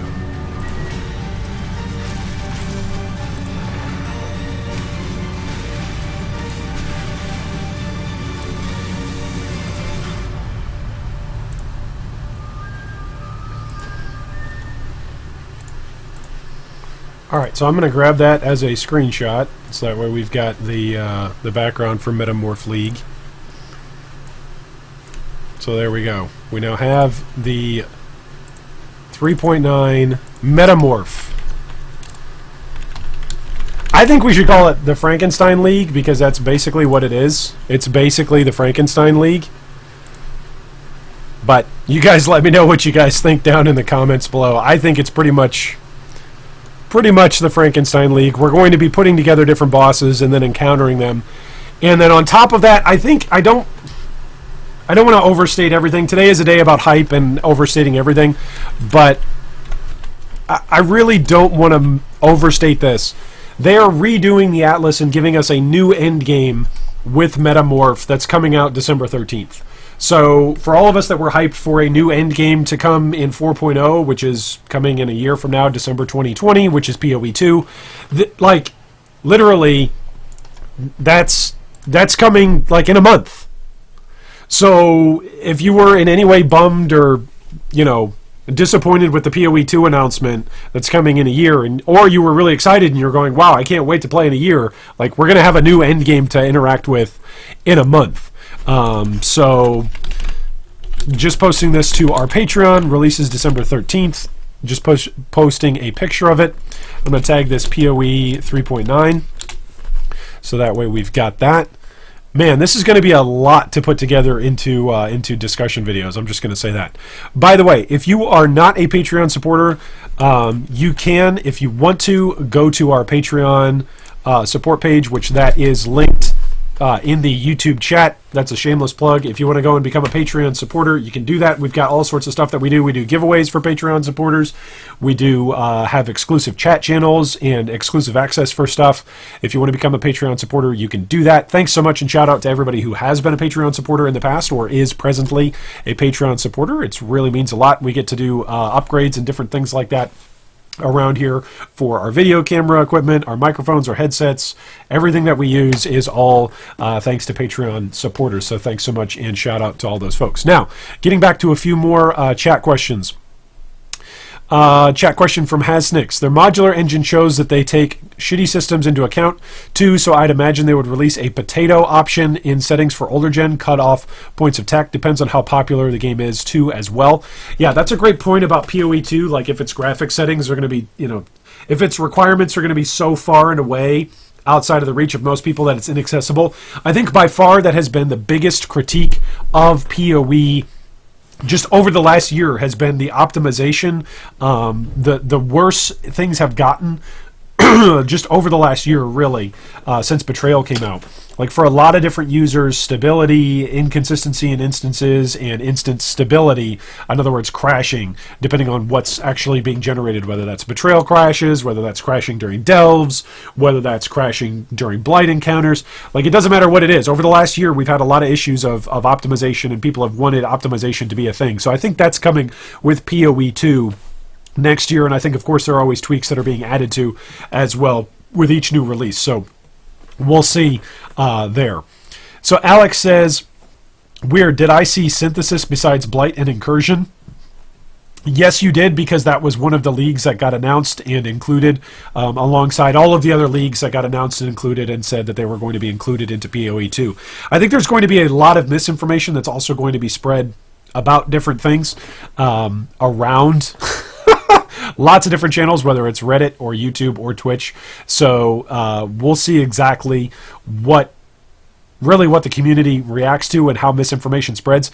One of the things that we like to do right here at G3 is actually work together to spread, rather than misinformation, is to spread the correct information. So a couple of things that we need to get out in the right. So people that are wondering about 4.0. 4.0 is now being called PoE 2. And its release date is set for the end of 2020, which most likely will be December of 2020. Although please notice, as all of us are hyping up GGG and taking a dump on other companies that we don't like as much, please note that there wasn't a date for PoE 2. There wasn't a hard and set fast date for PoE 2. So just realize that. Don't be surprised if it does get pushed back, because they have given themselves lots of leeway and they've bought a lot of goodwill with their community. So I would not be surprised at all if they said, hey, PoE 2 isn't ready yet, so we're going to release it in the spring as opposed to in December. So that's the first thing. 4.0 is now PoE 2. The second thing is, what is the content of PoE 2? PoE 2 is going to include 19 new Ascendancy classes, is what Chris said.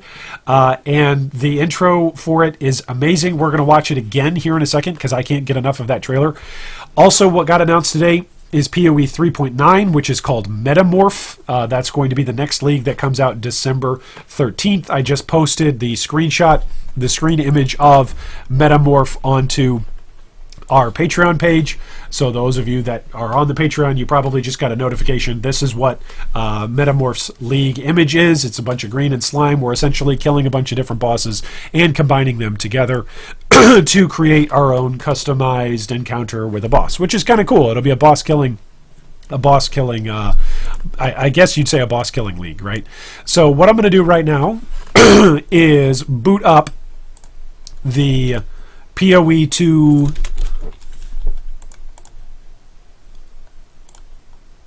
trailer, and we can go ahead and take a watch at that particular trailer. And I wanted to do a few things here. Oh my goodness, it's so loud. I wanted to do a few things here as we point this out. So first off, I wanted to point out, as we watch through this time, I wanted to point out the characters and the character option screen. There's an opening cinematic now that covers, like, Exile's getting exiled, essentially. The witch escapes, or what we assume is the witch. When we were watching Jonathan's playthrough, his character was called First Ones, and it said he was a ranger when he leveled up. So while we might have 19 new ascendancies, we at least know the base classes are most likely retaining their names. He did not open the passive tree, and Chris Wilson said, we don't have everything ready yet for the passive tree. And so that is something that we did miss out on the gameplay. However, when Kriparian, in a couple of minutes, in about 40 minutes from now, goes to actually live play PoE 2 alongside Jonathan, I'm sure they will talk about the passive tree, because I'm assuming that Krip is going to get to play long enough to level up. He gets to play for about 45 minutes, and so I'm sure we'll see him open up the passive tree as they have it right now, but there are probably lots of other things that are going to happen. It could be that you don't actually have a passive tree right now. It could be that that's actually hidden. I think that would be incredibly disappointing. But there's a lot of goodwill, again, being shed towards GGG today, so maybe that wouldn't be that disappointing for a lot of you. I think the passive tree is by far one of the coolest aspects of PoE that draws people in. It's a lot of different customization, and so I think that would be cool if they could show that at Exilecon, but maybe it's simply not ready yet. Okay, without any further blabbing, I'm going to play this again once through, and then we'll go through and we'll dissect it together right here on the live stream. The gods are dead, but left on their own, Men will always seek to take their place. Criminals! Your sentence is to be hanged from the neck until dead. Let your souls feed the first ones, and your bodies feed the land. The only result is pain and death. The demon is escaping! Kill her! Get her.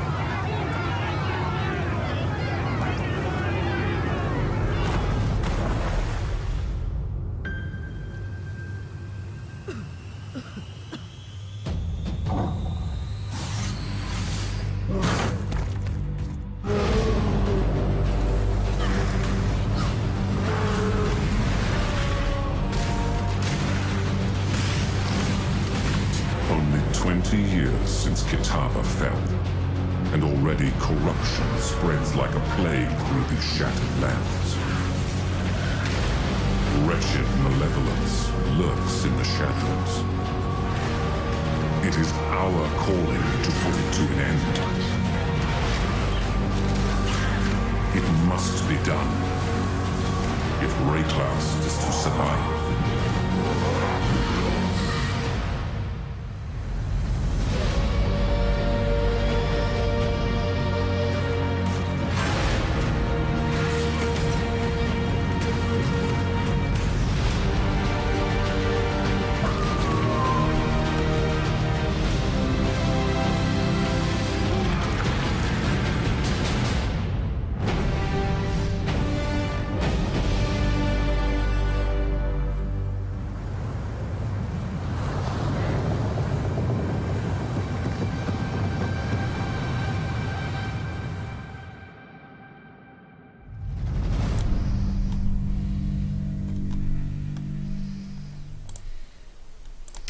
Okay, so I want to rewatch this thing. I'm going to mute it, and I'm going to grab a couple of still images here. First off, this looks like Oriath. That's the first thing that I would say. This looks like, what is it, the Justicar that's kicking you out? But left on their own, men will always seek to take their place. Does anybody recognize that voice? Your sentence is to be hanged. Right, I think that's the Justicar that you fight in Act 5. The first one. Okay, right here. This is our new character selection screen. Almost guarantee it, right? Maybe not quite guarantee it, but almost guarantee. This is our new character selection screen, right?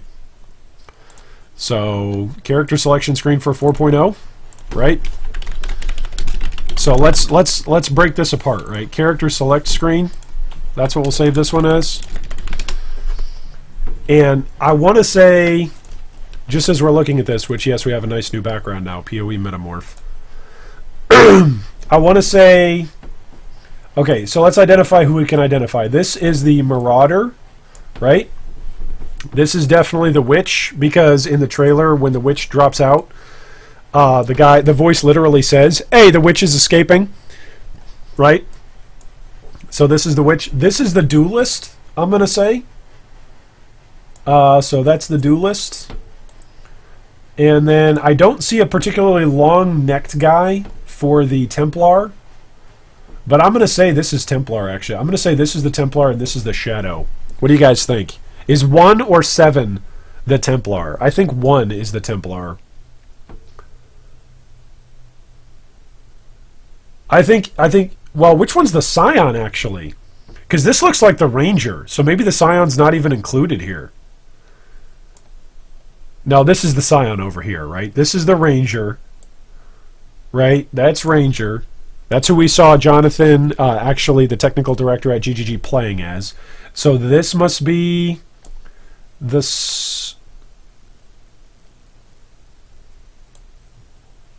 Scion. Or am I forgetting something? Am I literally losing my mind right now? And this is the Templar. Right? No, 5 is not the Ranger. Because the 5 is the Witch. 4 is the Ranger, and then this is the Shadow. Right? That's what we're looking at. The second is Scion? Yeah, this is the Scion. SC right there is the Scion right here. That's the Scion. Templar is over here on the far left. Okay, so this is our new our new character selection screen. So we're going to save that as character selection screen with characters. I want to say that's what that is. I'm going to upload that as well to PoE 2, just so that way we've got it. Other things to look at here on the trailer. The only result is pain and death.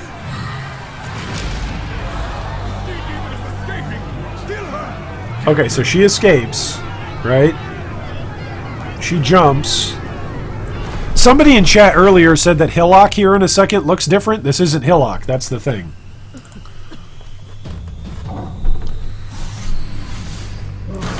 Okay, this guy right here, this guy's the new Hillock, right? That's who this guy is. This guy's new Hillock.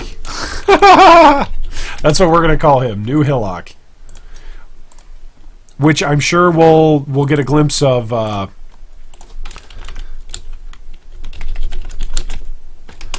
Of what he looks like when Crip is actually playing him. So. Let's jump back over to the stream for a second, as they've got Jonathan Rogers over here. In addition to the existing, so there are going to be 38 ascendancy classes once we release Path of Exile 2. You realise that Scion is even harder to balance now. Yeah. Oh, it's ridiculous. Like, you know, like we certainly had some cringe moments when we were first proposing this concept, but we got on board, and honestly, it's fine. And it's honestly, like, the other thing as well is we're really trying, and I'm spoiling content now from like one of the deep dives later, but we don't. Yeah. we're really trying to make sure that the stuff we're doing in the new ascendancy classes is stuff we couldn't do before, so that it doesn't trample too much on what we were doing in the old ascendancy classes. You know, we want them to feel actually different and unique. What is something that you couldn't do before? That's a very interesting thing to say. So it's a lot of stuff to do with the way the skill system works now, and once again in the deep dives I'll be covering a little bit more about that, because we had like the lightest treatment possible, because, you know, we kind of just threw out there, you know, we are changing the skill system a lot, and we kind of said a few of the advantages, but we didn't really talk too much about it. So I'm going to be covering quite a lot of like the history of our skill system, and like, whoa, I'm getting a bit of feedback here, and stuff like that in the deep dive. So yeah, it's actually quite a technical thing. I'm just going to be going straight into, like, you know, how do we design skill systems, what we're thinking, all our design goals, all that kind of stuff. That's fascinating to listen to, actually. That'll be really interesting to listen to. Should we get started? Let's get started. Yeah, the stream is actually as loud as it can go. And you can see the new. I actually went back in and turned it all the way up. This is as loud as it goes. Scene going on there. Just for anyone at home, me and Ziggy don't have a special monitor, so we're enjoying this side-eyed laptop. All right, so Crip is actually playing 2.0 right now. Maybe they can put on fallback monitor. I'm going to try to move our announcement just a little bit. Here we go. Yes. You're welcome. Now, so we can play Marauder, there we go. Ranger, yes, or Witch. we only put the three primaries in there for now. Okay. You know, we've got more animation work to do. Enjoying the side-eyed laptop view. Really stretch your neck. Right. There we go. A character with that name already exists. Seriously? Who's been? Somebody else took Crip's name on PoE 2. That's the joke was, so, you know. Yeah. Okay. That's funny. All right, we're going Marauder. That's funny. You killed the other ones. The monster. Well, he highlighted the Ranger, and in the trailer, the Witch lives. So I have to play for fairness' sake for the audience. I like the way how he picked the Marauder. It's good. Can you hear audio, by the way? I cannot hear much audio. Okay, right. Maybe we can get some fallback on the audio. Oh, I can hear a little bit now. Okay, cool. All right, we're going Marauder. So we got Heavy Strike. Oh man, I'm not used to the normal Yes, I know. keybinds. And so this is the thing, there's so much muscle memory in putting skill gems in your items that, like, around the office, like, every time I, like, always pick there's up an a gem, echo. I up to my inventory, I could swear there's an echo. The skill screen. No options. No, we turned it off for the demo. Okay. Can anybody else hear that? I can swear I'm hearing Crip twice. Heavy Strike, and just I can see the Marauder looks a lot different. He looks more human, I would say. They actually probably have the stream pulled up on that computer that they're playing on. In Path of Exile, like in 2006, right? So, like, you know, really it was a long time coming giving updates to those character classes. Man, it looks really dark. I know for optimal efficiency I should be killing none of these, I believe. But, you know, it's fun to have to check them out, though, right? Well, I got a wisdom scroll. That's like a third of a ring, right? Human, I would say. Also, just out of interest, Where is this second sound coming from?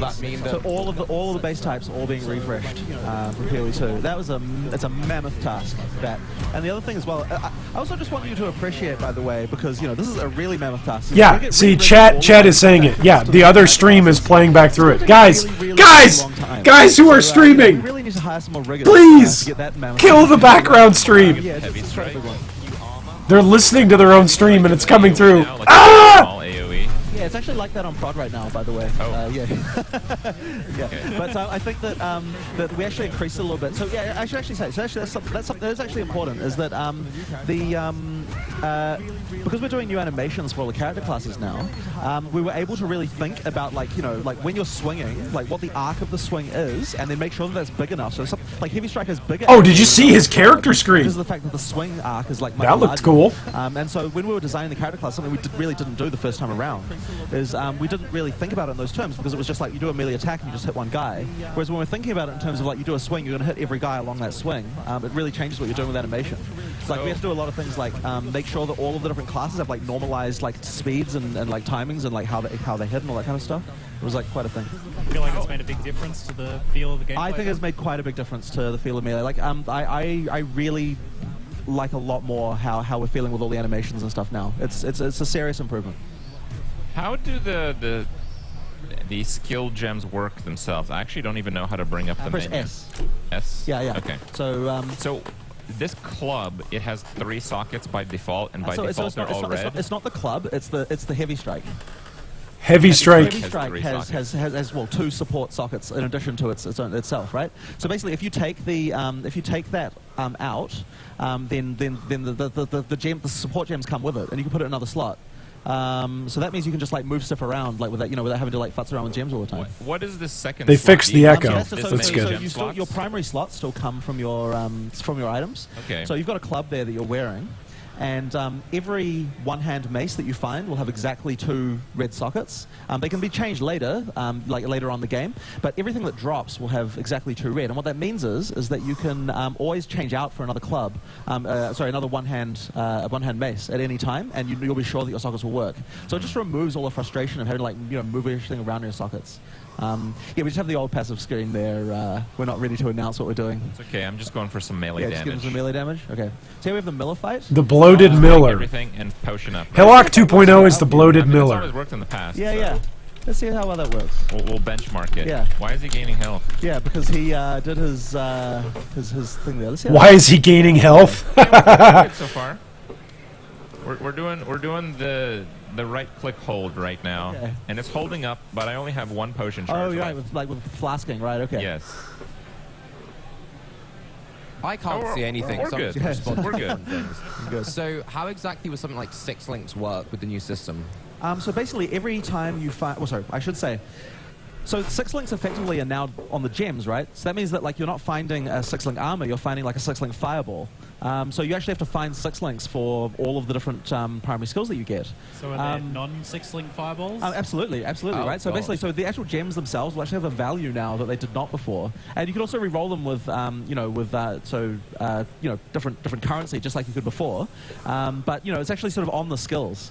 And that's like a pretty substantial change, but I actually think it makes a lot more sense. So gems are going to be a lot more valuable now. Upgrade, so your first economic look at PoE2 is going to be that gems will be very, very pricey. A gem cutting that adds sockets or changes those sockets? Well, so the existing currency that used to work on items works on skill gems now. So it's still like fusing things up. So it's not fusing because everything is implicitly linked. Yeah. But jewelers is what you'd use to change the number of sockets. Yeah, and you have to change around. That's very interesting. Yeah. What will we do with all our fuses, Jonathan? That is an interesting question. There's going to be a migration. In fact, it's going to be pretty hellish, actually, now that I think about it, because consider we have to like migrate everyone's gems away from being inside their armors into like a skill screen, and then we have to like preserve it. It works differently. The stuff you can do is like not exactly the same. So that's going to be a bit of an interesting migration, especially because there's 2 billion items in the Path of Exile database. My God. And so, yeah, it's going to be a bit of that's my responsibility as a tech director. Maybe we can help you. I'm sure we'll be fine. No pressure at all. Yeah, we can help you. We can ask everybody, take your gems out of your gear. Everyone help GGG and take your gems out. Over Ground Slam. The support gem is stuck with the gem. Yes, it is. That is actually a thing that is interesting. So when you take it out, the support gem pops out. But the reason for that is because when you get to end game, it's actually much more convenient for it to work that way. Because there was actually some discussion about that. Yeah, rip fusings. Fusings might get ripped, yeah. But the thing is because different... It might mean that fusings are now legacy. You can't just assume that the sockets will work when you socket them in. But yeah. Alright, I got Ground Slam. Yeah, Miscalculated says, would it be possible to have white sockets on a gem? That's a good question. What about white sockets now? What's that? While he works at that, so when it comes to the shape-shifting stuff that we saw, how many forms and stuff do we have to play with? There is more than that one. There is an Ascendancy class that's related. There's an ascendancy for shapeshifting. Yeah, the interesting thing about it is that so effectively when you shapeshift, what's happening is that it's effectively replacing your weapon with a one that with stats that come directly from the skill. So it's effectively a way to scale attacks like you would scale spells, because they can scales with the spell instead of the so you know with the actual level of the spell. And so that actually means the build is quite different, like your weapon has a different purpose. So that explains our question about like what happens to your bow or your weapons you have equipped. Exactly. It's effectively being replaced with that. So, exactly. So I guess like the werewolf would have a weapon type of his hands. Exactly, so it's claws for the werewolf. Makes sense. And then that's... Makes sense. There you go, Doug. And so Shadow Dream is so yeah, so then basically... now. Oh, good, excellent, that's much better. That's much better. So yeah, basically it's claws for the werewolf. That way you can sort of scale it, and it's just quite a different way to build a character. That ranger, like I wanted to show off. Alex says, "Did I see a mixed color socket?" You did. Really optimized you did. for being a werewolf. But the thing I did want to show as well, which is a detail that matters to us, but maybe not so much to the 2 balloonists, is that your bow stats are still used for the ranged attack totem that I was using. The shot. Sorry, that's not the official. He's got a transmute and an alteration. I can't remember the actual proper name, but basically, so those stats are still used for that. Like your weapon still matters for some stuff, but the thing is, you can't cast spells while you're in werewolf form. So you have to be changing back and forth. So you know, when you be casting curses, then changing back or totems or whatever it is that you're casting while you're doing that, and then you change the werewolf form, do some attacks, then change back again. So it's supposed to be quite dynamic, and that's the reason why we want to make it so that like no matter what you're doing. Hey, this is definitely. And back again, like you know, middle of an attack, whatever. It just kind of works. I just got to say this really quick.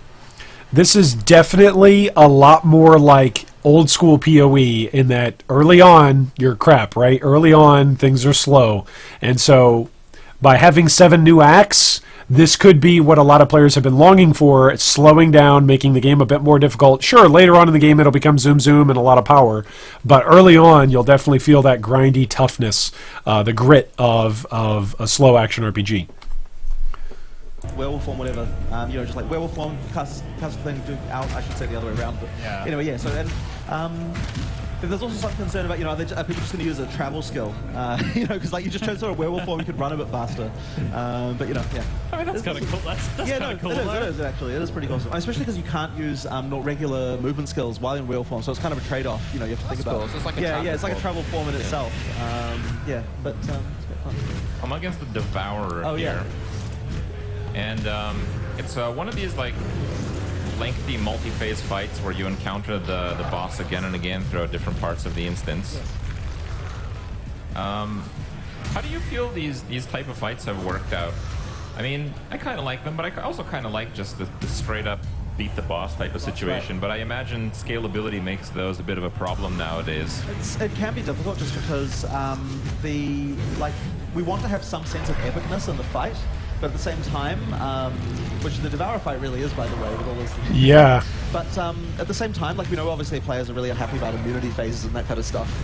It's honestly a real tough balance to sort of get the difference, like you know, when we should have one and when the other. But yeah.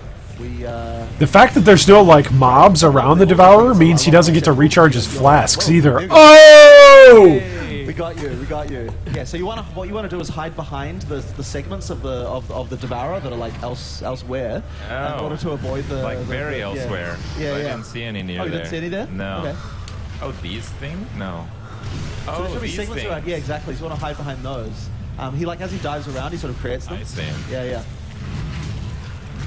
So for you personally, Jonathan, like, what was the bit that you were most excited for from the announcement? I mean, honestly, I just wanted to show people that trailer. I've been like wanting to show people like for so long, and honestly, like super stressed for like are people going to like this? Are people going to even get the concept? Like it's kind of unusual the thing about like we're patching a sequel into our game kind of thing. It's like kind of a slightly unusual thing. People get it. That doesn't look safe. Okay, I'm only safe for a second, I guess.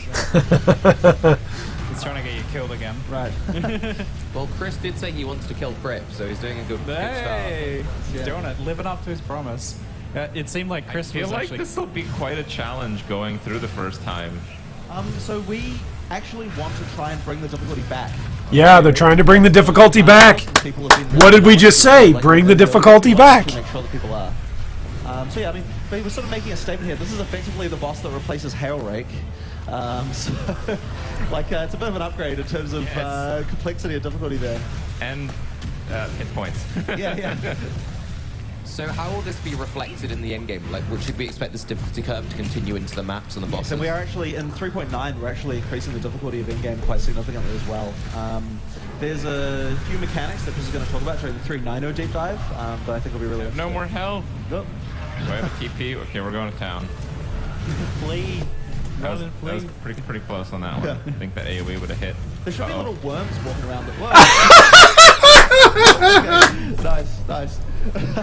Crip keeps dying. You catch that in melee, you're kind of done for. Right. Maybe with a leap slime or something that would work out a little bit better. So he does the thing, and then he breathes. But if he breathes near you like he did there, you don't really have much of a chance. I kind of wish I didn't make a melee character right now. I wish I didn't make melee. Getting rule number 1. PoE 2, never be melee.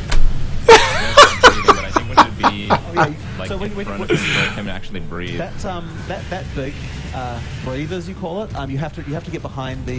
Hey, he did it! So you really He did it, Chet! Well, we got something good at least. Maybe I'll make my character amazing now. Here we go. It's a short sword. Oh, there's little worm things.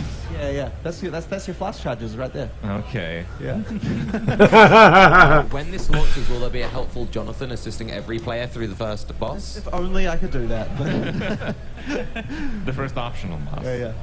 It is optional. It's true. Oh, okay. Okay, well, if it replaces Hellray. Yeah. It does. How did you go about creating all this, like, this whole new campaign? Was it kind of... Michael like says what don't you've play done before PoE 2 and, as hardcore until you've trying gone to, through the like, you know, campaign? here's the Yeah. Hail Rake fight, so we can make something like that? Or is it just completely new chance for you to do something different? There was an element of that. Like the first area is definitely supposed to be evocative of nostalgia for the original PoE 1 campaign, but we kind of diverged fairly quickly after that. So I'm obviously not going to talk about subsequent acts and so on. Yep. But yeah, we really actually you saw the trailer, right? Yeah. So there was some interesting shots in that trailer from subsequent acts that we hopefully you're excited to see. It's I've spoken to Chris about this in the past before, but the idea of Those are some the big 10-act maggots. campaign we have now being like ending in you killing the actual gods. Yeah, I know. It's yeah. like We needed to bring it back. We needed to bring things like down a level. It's like so like getting things. Just on a human scale again.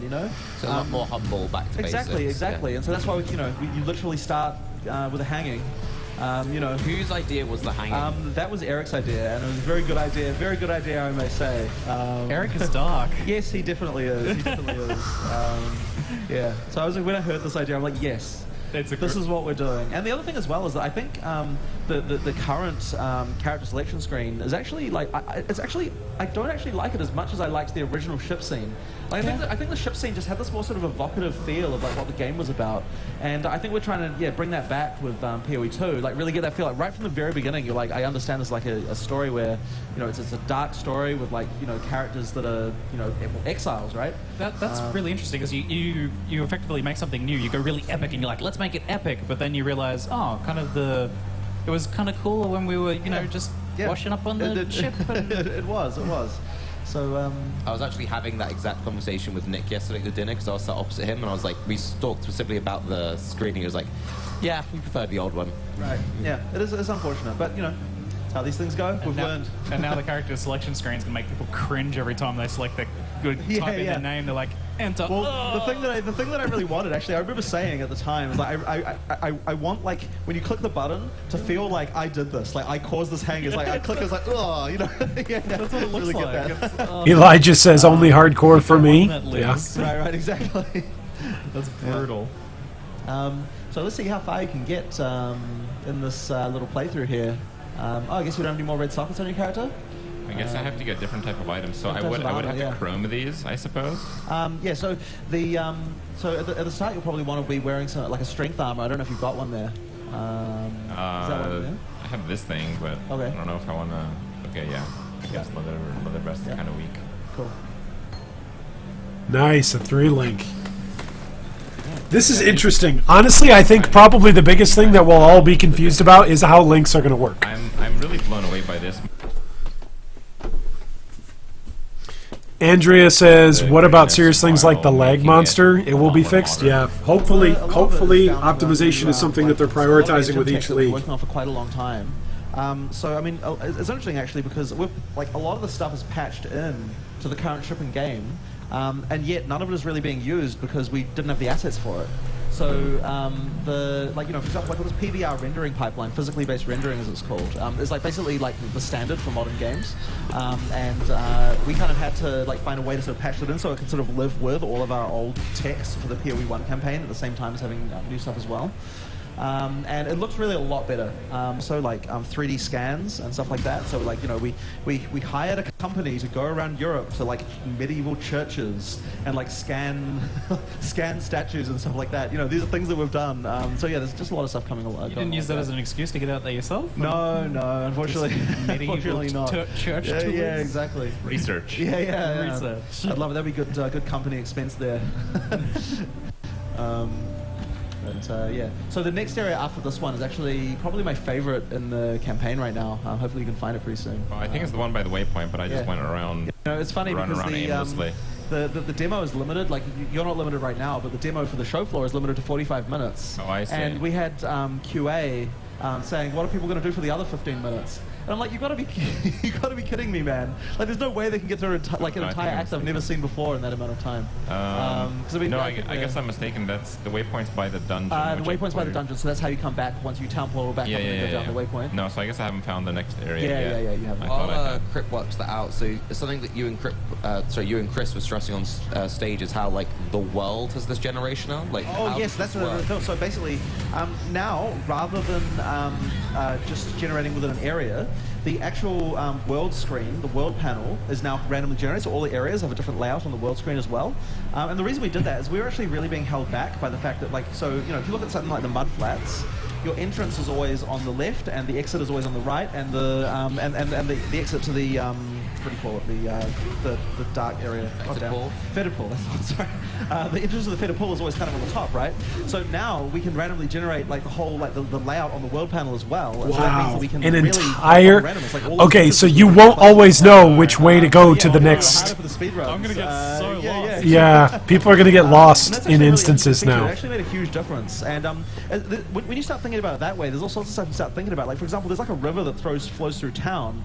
So you have to be thinking like, okay, so if you're going north, if the exit from town, which is because there's 3 different exits to town, if you're going north at the exit, then that means you have to consider that there's a river on the left, like as you come out. But if you go to the right of town to go out that way, then there's no river and that kind of stuff. So we have to start thinking on that level of like a little bit of stuff in our generation. It starts to get a little bit tricky to work all that stuff out. How lost do you want me to get? Are you going to give me something to work with here? Well, I mean, you can still look at the world panel, so you can still see the question marks that appear for the next area. So you the can kind of see. Well, yeah, exactly. So if you look at it, you can see which direction to sort of vaguely go. Okay. I love the forest area. Especially the thing thing as well you can see here is monsters that are actually fast. Yes, I was about to say that actually. Yeah, those are pretty quick the werewolves, like the for white mobs. Yeah, exactly. That's something that's like a real improvement to what we've been doing. That's true. We're nearly always going to outrun monsters. Right, exactly. But once again, it's an element of making it hard again. Like having fast monsters, you can't outrun it. Having fast monsters. It's kind of like nasty. Yeah, rip speed runs. Yeah. That it kind of slows the game down, even though they're faster, because with slower mobs, you just pull them up. And then just kill them all at once. But if they're like on top of you, you can't really set that up as easily. Right. Well, we did have this problem before where, I guess some people maybe don't consider it a problem, where it's like you could just kind of always run. Like there was nothing in the game that would ever stop you. That's something that I think is good to actually try and address, because it actually I think it adds a little bit more skill during the individual playthrough. So very shortly you should be coming to the tree that's behind us here. In the venue. Okay. It felt so familiar. I was somewhat surprised to hear that it's not part of the game yet. It felt like it blends right in. Right. Well, it's just our art style, I guess. Would you like to tell us who the fellow with the blue eyes is? I would not actually. For now, sure? For now, he. I'm trying to think, because I know who he is, and so I'm struggling to think of what. Here we go. Before the reveal, but whatever. Talk to the hooded one. I got him. He's the hooded one. Right. Yes. There we go. The hooded one. Yes, there's a full life-size statue upstairs. Yes. That's. I was really happy when I saw what they'd done there. That tree is pretty awesome. We can zoom in for a close-up of the hooded one in game here. It was quite fun. Is that Dominus? Is that who that is? Oh, come on, stream. I would not actually. For now, he. I'm trying to think, because I know who he is, and so. The stream jumped back 10 seconds. Thanks a lot, stream. I got him. Stream, what are you doing? Stream! No!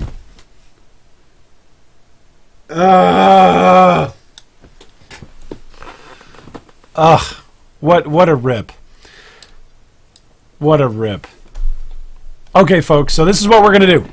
This is what we're going to do right here in the G3 community. Last time I'm going to plug all of these wonderful things. So, I'm going to plug, if you want to join our Discord, you can, of course, do that via the following link. Oh, whoops. What is that? Is that the right link? No, that's the wrong link. Okay, if you want to join our Discord, you can do that via the following link. To join the Discord, yeah, I know the stream died. The stream is just going F in chat. So I'm gonna go eat some dinner.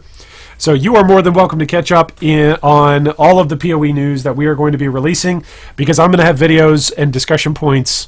My goal is basically a video a day from now until December 13th, pretty much, where we're going to be talking about PoE 2, where we're going to be talking about 3.9, which is Metamorph League, otherwise known as the Frankenstein League, and all of this wonderful stuff. So feel free to join our Discord. Feel free to hit us up on Patreon. If you've got questions, you can always reach me on Discord or via our email. Our email is just goodguygaming3@gmail.com.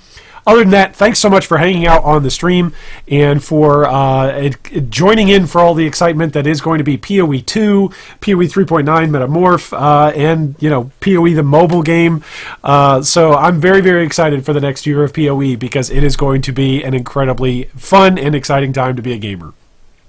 Oh, and before I go, I hope that in PoE 2, if there are mirrors of Calandra, that one drops for you.